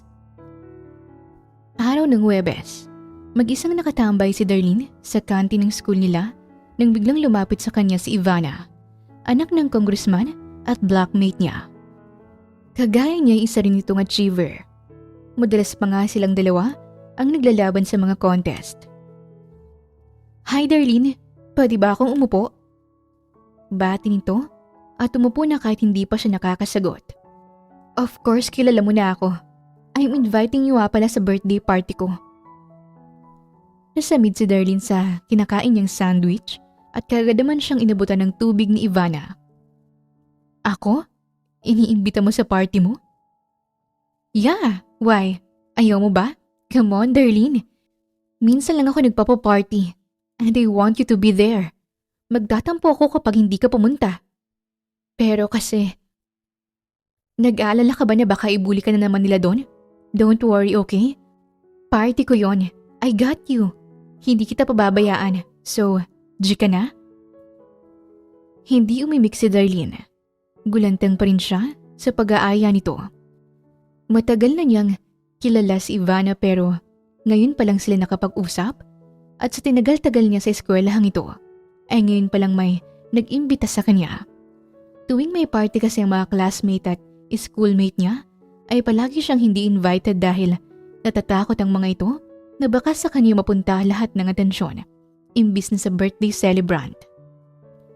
Aasahan kita sa party ko Huling sambit ni Ivana bago ito naglakad paalis. Huminga ng malalim si Darlene at mabilis nang tinapos ang kanyang pagkain. Pag-uwi sa bahay nila ay kagad niya itong kunento sa mommy niya. Ma, I'm here! Sigaw ng nanay niya.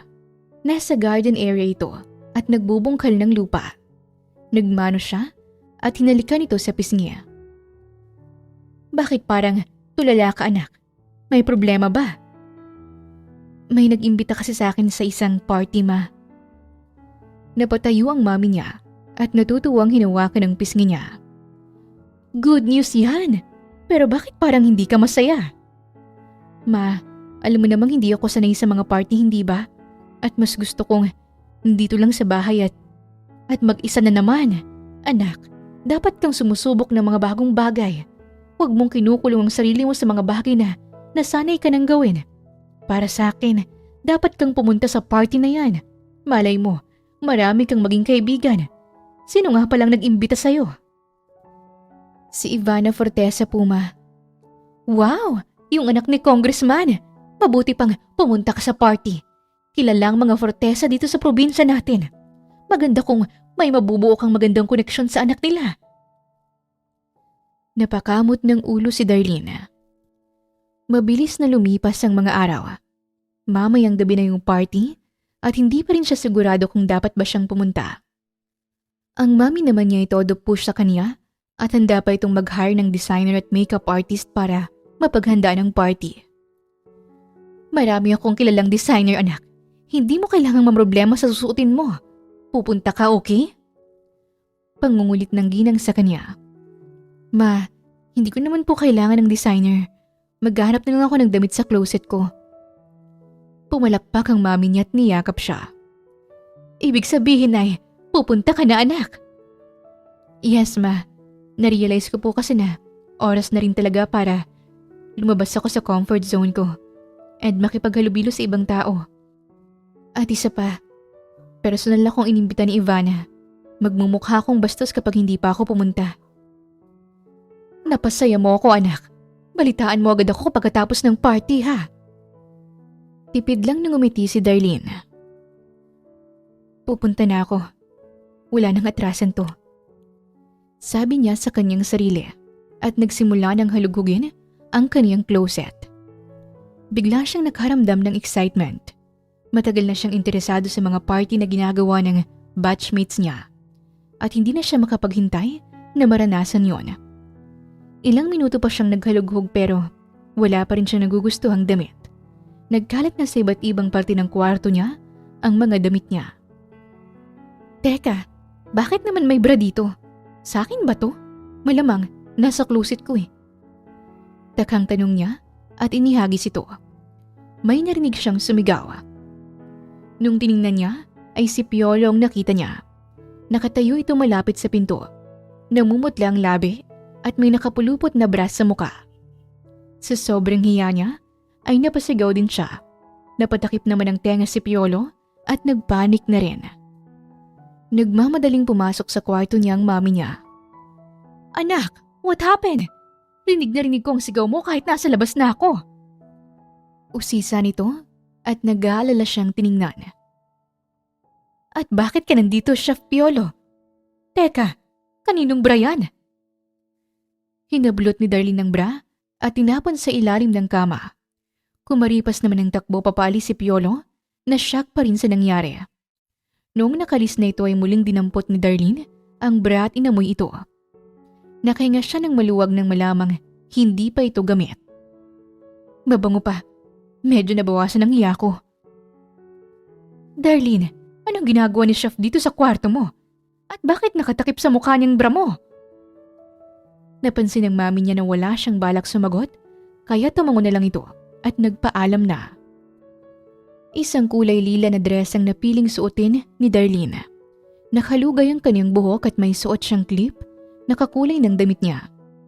Hindi na siya nag-abala pang maglagay ng makeup dahil nangangati ang mukha niya sa ganon. Hindi kasi siya sanay na naglalagay nun at mas gusto niya ng simpleng look lang. Tanging lip balm at pulbo lang ang panlaban niya ngayong gabi. Nagpahatid na siya sa driver. Pagdating niya sa venue, ay kagad siyang sinalubong ni Ivana.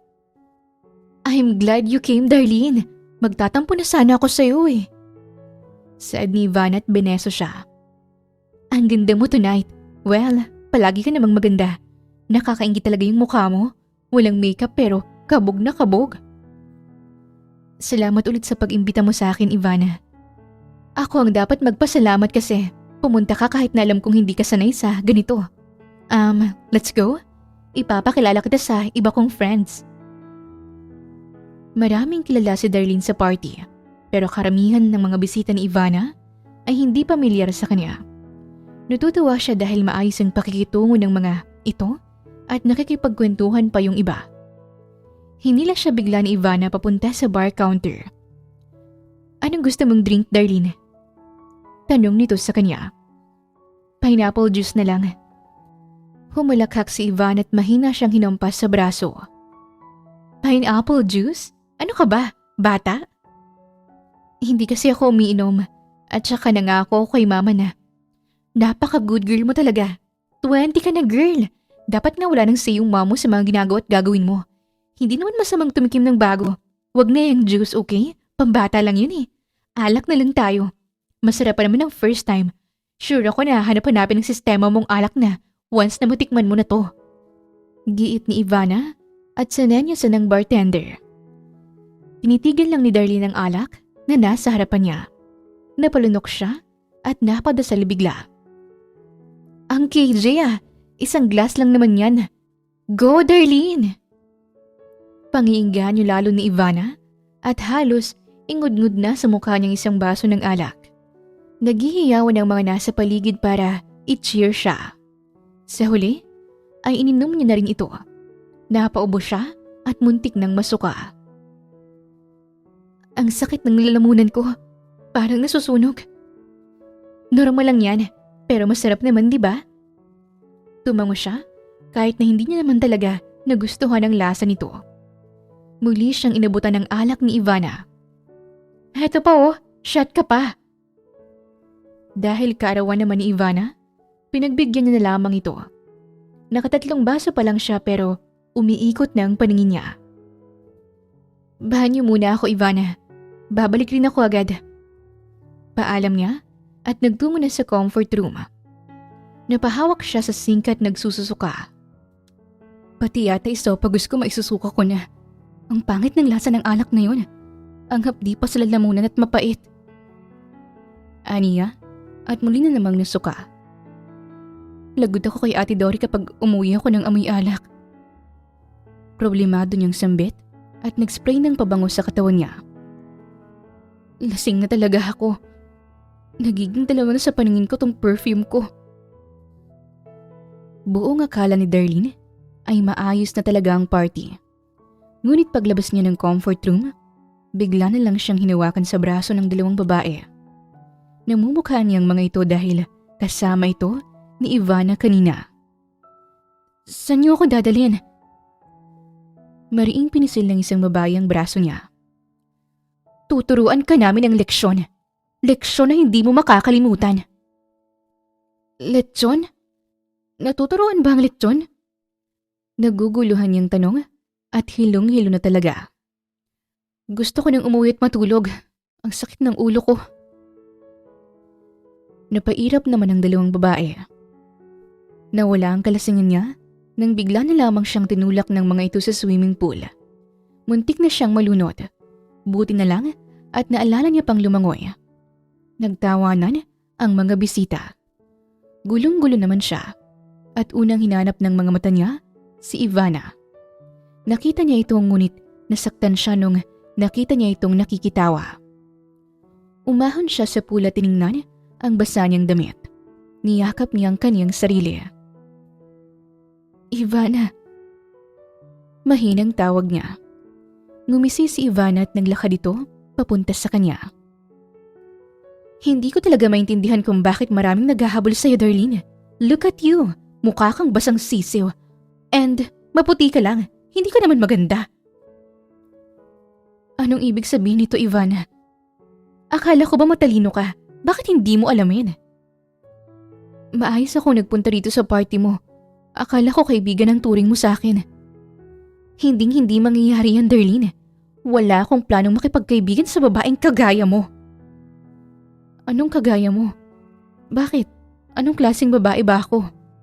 Makate, higad, ahas, mga agaw, two-faced, nagmamaganda. Tinulak siya ni Ivana. Bumagsak siya sa semento at muntik pang malaglag ulit sa pool. Dahil sa'yo, naghiwalay kami ng boyfriend ko. Pinagpalit niya ako sa'yo. Aha? Sinong boyfriend ba? Si Victor. Okay sana yung relasyon namin kung hindi ka lang dumating. Nilandi mo siya. Wala akong nilalandi. At bakit ba akong sinisisi mo?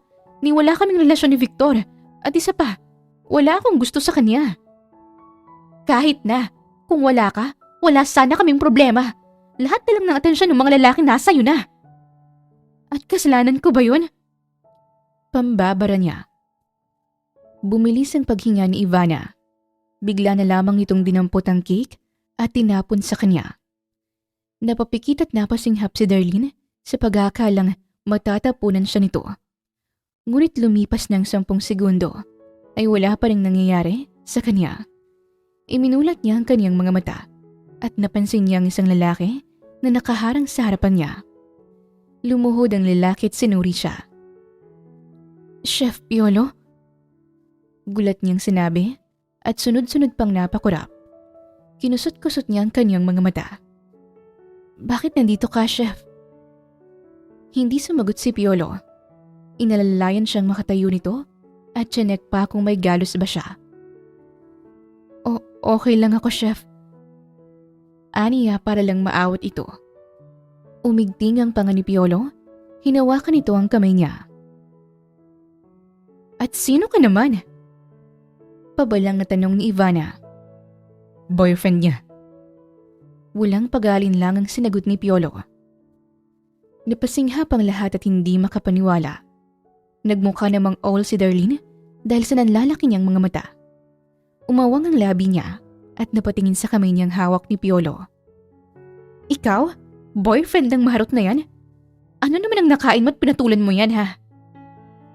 Asik ni Ivana. "Bakit niyo ba siya inaaway at sinasaktan? Dahil ba naiinggit kayo sa kanya?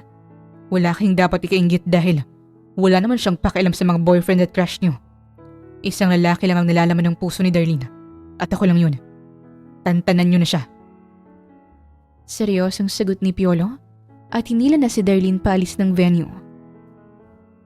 Parang nakalutang sa ere si Darlene habang nakatitig lang sa kamay nilang magkahawak. Hindi niya alam kung ano bang dapat niyang maramdaman sa mga oras na ito.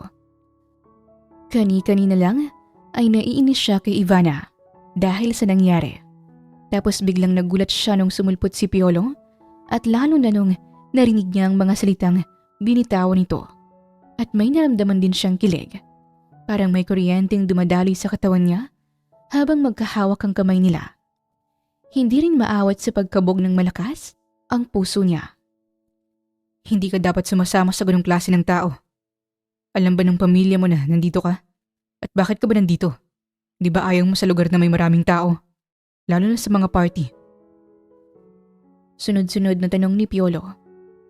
Tumigil sila sa paglalakad. Binitawan na rin ito ang kaniyang kamay. Naghubad ng jacket si Piolo at sinuot ito sa kanya. Alam kong nilalamig ka na. Tsaka palang nag-sink in kay Darlene yung nangyari. Unti-unting pumatak ang mga luha niya. Sana hindi na lang ako nagpunta dito. Maling-mali. Sa kagustuhan kong makibagay at makahanap ng kaibigan. Ito ang inabot ko. Sobrang sama ko pa talaga, Chef. Bakit ayaw nila sa akin? Wala naman akong kasalanan pero ang tingin nilang lahat sa akin ay kalaban. Pati yung pakikipaghiwalay ng mga boyfriend nila sa akin nila sinisisi. Pati yung mga lalaking nagkakagusto sa akin. Ako raw ang may kasalanan. Lahat na lang kasalanan ko. Si Ivana, pinagbigyan ko siya sa gusto niya. At umasa ako na magiging kaibigan ko siya. Pero inimbita lang niya pala ako dito sa party niya para ipahiya sa maraming tao. Napakasama niya. Napakasama nila. Wala akong kakampi. Kakampi mo ko. Ang hirap ng magtiwala. Iiyak mo lang yan. Nandito lang ako. Hindi natin sila bati. Pinunasan ni Piolo ang luha niya. Ang ganda mo pa rin. Kahit umiiyak ka na. Paano nila nakakayang awayin ng ganito kaganda, ha? Binola mo pa talaga ako. Ang pangit ko kayong umiyak. Hindi ang ganda mo pa rin. Salamat. Gusto mo bang umuwi o baka gusto mong bumalik sa loob para gantihan sila? Pwede mo ako maging rest back kung sakali. Kagad na umiling si Darlene. Bahagya pa siyang natawa sa suwesto ni Piolo. Masamang gumanti. Karma na lang bahala sa kanila. Nakakatamad makipagtalo sa kagaya nila. At hindi natin sila kaya. Dalawa lang tayo. 100 sila. Baka bugbog sarado na tayo pag uwi natin. Sige, umuwi na lang tayo. Chef, may tanong nga pala ako sa'yo. Paano ka napunta dito? Yung catering business ni Papa ang nagsiserve ng pagkain dito. Dahil tapos na rin naman ang trabaho ko sa bahay niyo. Tumulong na lang ako dito. Bakit hindi mo sinabi sa akin na pupunta ka pala rito? Wala rin naman akong idea na dito pala ang party ng tinutukoy mo nung nakaraan. Nung nakita ko ang ginawa nila sa'yo, nagdilim ang paningin ko. Kaibigan kaya kita, kaya nakailam na ako. Kaibigan? Kaibigan mo ako? Bakit parang gulat ka pa? Ikaw mismo ang nagdeklara nun na magkaibigan na tayo, hindi ba? Binabawi mo na ba? May narealize lang kasi ako. Uhaw ako sa kaibigan. Sa kagustuhan kong ma-please ang mga tao dito sa party. At sa kagustuhan kong makaklose si Ivana. Nakalimutan ko na may isang tao pala na itinuturing akong kaibigan. Napagtanto ko na ayos lang pala kahit wala o isa lang ang kaibigan. Ang mahalaga ay totoong kaibigan. Masaya ako na may kaibigan akong kagaya mo, Chef. Biglang kinuha ni Piolo ang kamay niya at marahan itong hinaplos. Nandito lang ako, Darlene. Dahil sa nangyari sa party, tinantanan na rin siya ng mga bully niya. Kumalat na rin ang balitang boyfriend niya si Piolo at dahil rin doon, wala nang lalaking umaaligid sa kanya. Masaya naman siya dahil bukod sa napaniwala niyang mga ito, naging peaceful na rin ang bawat araw niya sa school nila. Araw ng linggo, inaya siya ni Piolo na magsimba. Kagad naman siyang pumayag. Nagkagulatan pa silang dalawa dahil matchy sila ng suot. Nakaasul na polo si Piolo habang nakasuot naman siya ng kulay asul na dress. Hinawi niya ang kanyang buhok at pasimpleng pinasadahan ng tingin ang binata. Tara na. Aya niya ngunit natigilan siya sa reaksyon nito. Nakanganga kasi si Piolo habang titig na titig sa kanya. May dumi ba ako sa muka? O pangit ba ang suot ko? Tulala pa rin ito. Mr. Piolo Nazaren. Ha? Kanina pa kita tinatanong pero tulala ka. Ano bang iniisip mo? At may problema ba sa mukha ko? Kanina ka pa kasi nakatitig eh. May kulangot ba umuta? Maganda. Maganda yung kulangot? Maganda yung muta, Este. Maganda ka. Sobrang ganda mo, Darlene. Pinamulahan ng mukha si Darlene. Umiwas siya ng tingin at nilampasan ito. Bolero, tara na nga. Hinihintay na tayo ni Lord Este, ni Father, sa simbahan. Tama ba yung narinig ko kanina? Tinawag mo ako sa pangalan ko. Oo, bakit? Ang ganda lang pakinggan. Mas gusto kong tinatawag mo ako sa pangalan ko. Panay chef ka kasi. Minsan naisip ko na palitan ng chef ang pangalan ko sa birth certificate ko eh. Sa kalagitnaan ng misa ay panay ngiwi si Darlene. Sobrang sakit kasi ng puso niya. Gusto na niyang sumigaw sa sobrang sakit pero nagpipigil lang siya dahil nasa loob sila ng simbahan. Napansin ito ni Piolo kaya bigla siyang kinalabit nito. May problema ba? Ang sakit kasi ng puson ko. Feeling ko dadat na ako eh. Anong dadating? Dugo. Bakit may dugo? Napatampal si Darlene sa kaniyong noo. Feeling ko magkaka-period na ako. Pwede ba tayong dumaan sa convenience store pagkatapos ng misa? Bibili sana ako ng napkin. Sige. Noong nasa convenience store na sila, ay tahimik lang na nakasunod si Piolo sa kanya. Nakasalubong nilang mga kaklase ni Darlene at napangangang mga ito nang makita si Piolo. Kagad silang nagbulungan at binalingan si Darlene. Siya na siguro yung boyfriend ni Darlene, yung kumakalat na chismis. In fairness, magaling siyang pumili. Ang pogi, parang gusto kong agawin. Bulong ng isa at kinikilig pa. Hindi sila bagay, parang mas bagay kami. Bulong naman ng isa pa. Kagad na umikot ang eyeballs ni Darlene. Hinawakan niyang kamay ni Piolo at pinagsiklop ang mga ito. Love, nandun pala yung hinahanap ko. Aniya at kinaladkad si Piolo papunta sa kabilang istante. Naiwang tulala ang dalawang babae habang nakasunod ang tingin sa kanila. Nakakainis? Asik niya pa. Sinilip ni Piolo ang mukha niya. Bakit ka naman naiinis? Yung mga babaeng yun kasi, pinagnanasaan ka. Ano naman ang masama doon? Huwag mong sabihin nagsiselos ka. Hindi no, Bakit naman ako magsiselos? Hindi naman kita boyfriend. Hindi nga pero nakahawa ka sa kamay ko. Kaagad na bumitaw si Darlene at umusog palayo kay Piolo. Tinawag mo rin akong love kanina. Dagdag pa ni Piolo, halatang inaasar siya. Guni-guni mo lang yon. Bumili na tayo ng napkin para makauwi na tayo. Sige, nandito na yung mga napkin oh. Saan ba dito yung ginagamit mo? Yung may wings. Wings? May pakpak? Oo, yun yung kunin mo. May pakpak ang napkin? Dilili pa rin yung ano mo. Napaubo si Darlene. Yung walang wings na lang para hindi lumipad yung ano. Hindi kasi ako komportable kapag walang wings. Tumatabingi siya at natatagusan ako. Hays, bakit ba nagpapaliwanag pa ako? Napapailing siya at dinampot na lang ang isang pack ng napkin na tinutukoy niya. Halika na, bayaran na natin to. Kung ayaw mong natatagusan, bakit hindi ka magsuot ng diaper? Sure akong hindi ka talaga matatagusan doon. Kahit pa tumambling ka ng 24 oras. Swestyo ni Piolo at akmang dadampot pa ng diaper. Kaagad niya namang tinampalang kamay nito. Naging sandalan nila ang isa't isa. Masaya si Darlene kapag nakakasama niya si Piolo. Natatanggal lahat ng pagod at stress niya kapag nakikita niya ito. Kumakalma rin siya kapag nag-uusap silang dalawa at pakiramdam niya may sarili silang mundo. Mahalaga si Piolo sa kanya at unti-unti na rin nahuhulog ang loob niya.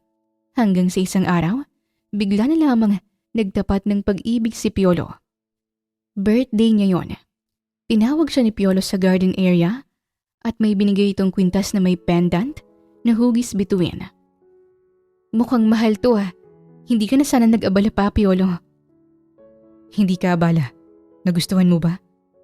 Oo naman no. Ang ganda kaya. At saka gusto ko ng stars. Promise, susuotin ko talaga to. Napansin niyang suot na kwintas ni Piolo. Teka, meron ka rin? Pareho pa tayo ng design. Gusto ko kasi, terno tayo. Ang cute nga eh. Terno tayo.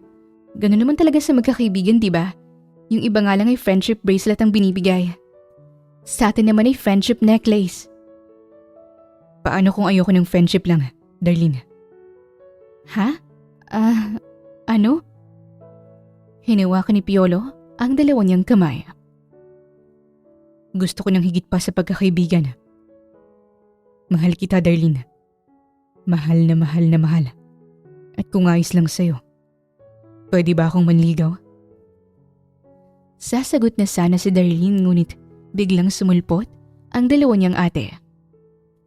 Hep hep hep hep? Anong ligaw-ligaw? Sita ni Dory at hinawi ang kamay ni Piolo. Hinila naman ni Daisy palayo si Darlene. Ate, bakit kayo nandito? Kabado niyang tanong. Bigla ka kasing nawala sa loob. Ibibigay sana namin sa iyo yung regalo namin. Kaya naman pala wala ka sa loob eh, kasi busy ka magpaligaw sa lalaking to. Ani Dory. Hindi ko pa siya nililigawan. Oo nga, hindi pa niya ako nililigawan. Nagpapaalam pa lang po siya. Gatong naman ni Darlene. Nagpapaalam naman pala. Kalmadong sambit ni Daisy at napangiti. Kahit na, dapat sa atin muna nagpapaalam ang lalaking to. Depensa naman ni Dory at nilingon si Darlene. Papayag ka bang magpaligaw sa kanya, baby sis? Gusto mo rin ba siya? Ate, nakakahiya na marinig niyo pa. Ay sus, oo at hindi lang ang isasagot mo. Oo, gusto ko rin po si Piolo. Ngumisi si Piolo. Kaagad naman itong sinamaan ang tingin ni Dory. Hep, huwag kang umitingiti dyan. Kinilig ka naman. Napatili si Daisy. Kaagad naman itong kinurot ni Dory. Wow, nananakit? Buntis ako, bawal yan. Asik ni Daisy. Hindi naman malakas yung kurot ko ah. Simangot ni Dory at hinalikan ng tiyan nito. Sorry my future pamangkin, nakurot ko ang mami mo. Kinukonsinti niya pa kasi itong dalawa. Malaki na kasi si Darlene at ligaw pa lang naman. Hayaan mo ng mga bata. Saad ni Daisy. No, Kung gusto talaga nilang magkatuluyan, kailangan muna nilang dumaan sa atin. Kailangan mo nang patunayan sa atin ni Chef Piolo na karapat dapat siya kay Baby Sis, no? Determinadong tugon naman ni Dory.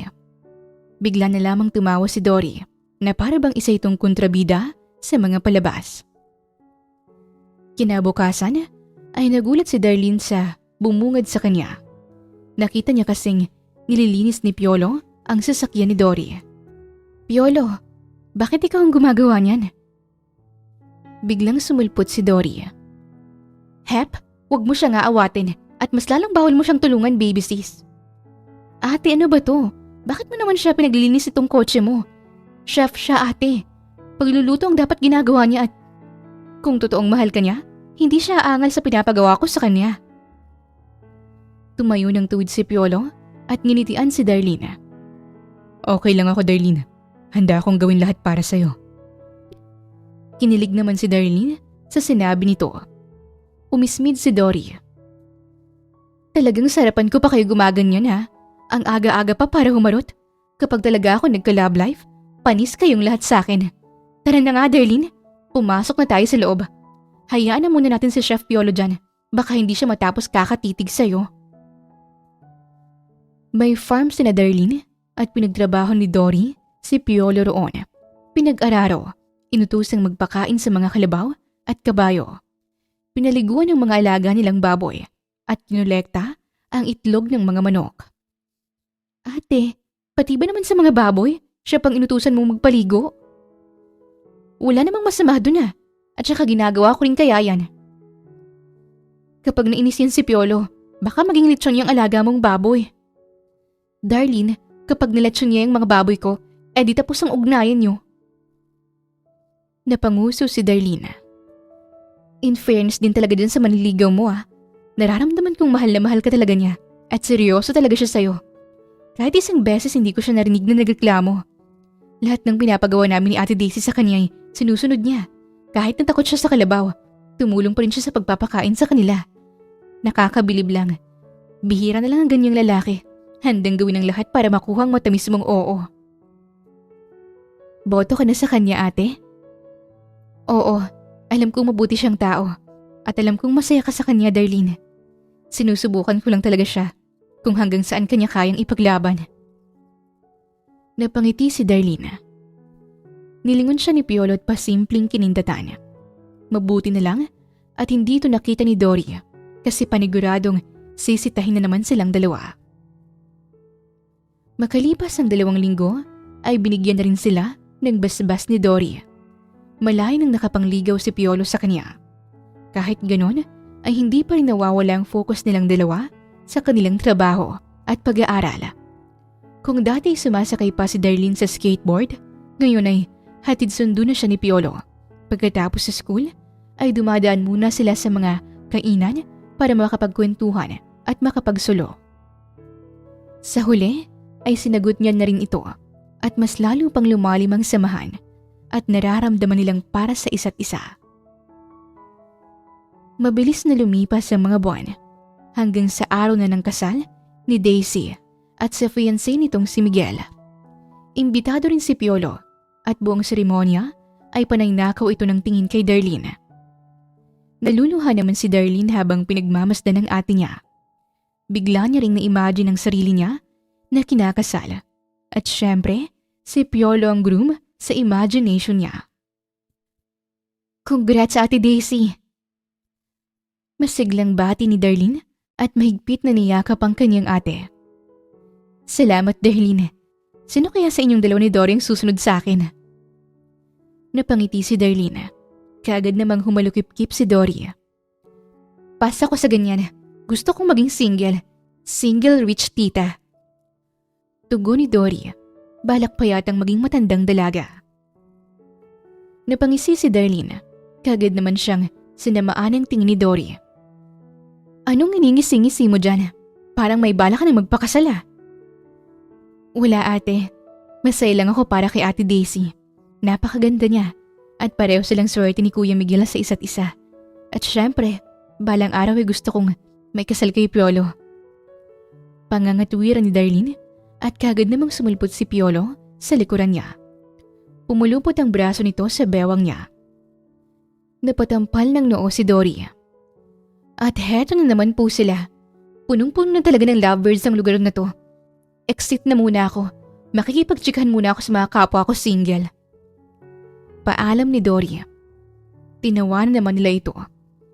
Nagpaalam na rin muna si Daisy at ang asawa nito dahil kakausapin pa nilang ibang mga bisita. Tayo naman ang ikakasal sa susunod. Bulong ni Piolo. May plano kang pakasalan ako? Manghang tanong ni Darlene. Hindi pa kasi nila ito na pag-uusapan. Niyakap siya ni Piolo.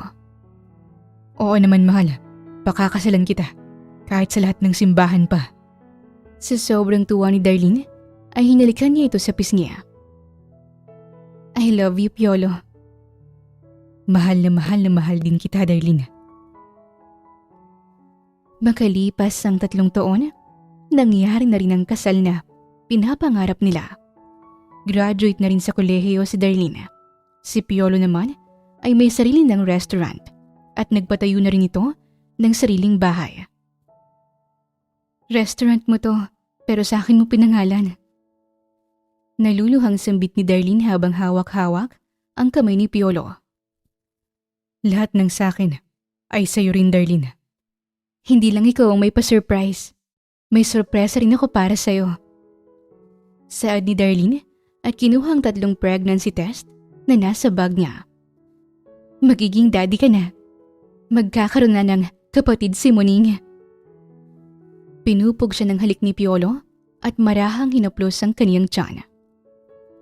Sa paglipas ng mga taon ay hindi lang buhay nila ang nagbago, pati na rin ang buhay ng mga taong nakapaligid sa kanila. Si Daisy ay may 2 anak na at si Dory naman ay nakahanap na rin ng tunay na pag-ibig. Sa kwentong ito ay tinuturo sa atin kung gaano kahalaga ang pagkakaroon ng kaibigan. Hindi mahalaga kung marami, basta tunay at maaasahan. Isang kaibigan handa kang damayan at samahan sa sayaman o kalungkutan. Ipinakita rin sa atin ng kwentong ito na hindi dapat tayo nanguhusga. Hindi dapat tayo bumabase sa itsura ng isang tao kung sila ba'y mabuti o masama.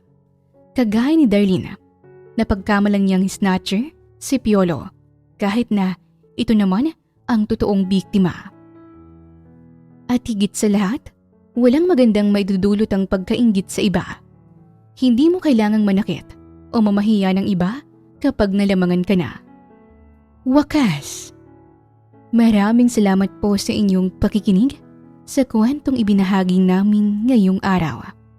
Muli, ito po ang Tales of Siren at hanggang sa ating muling kwento. Maraming salamat po.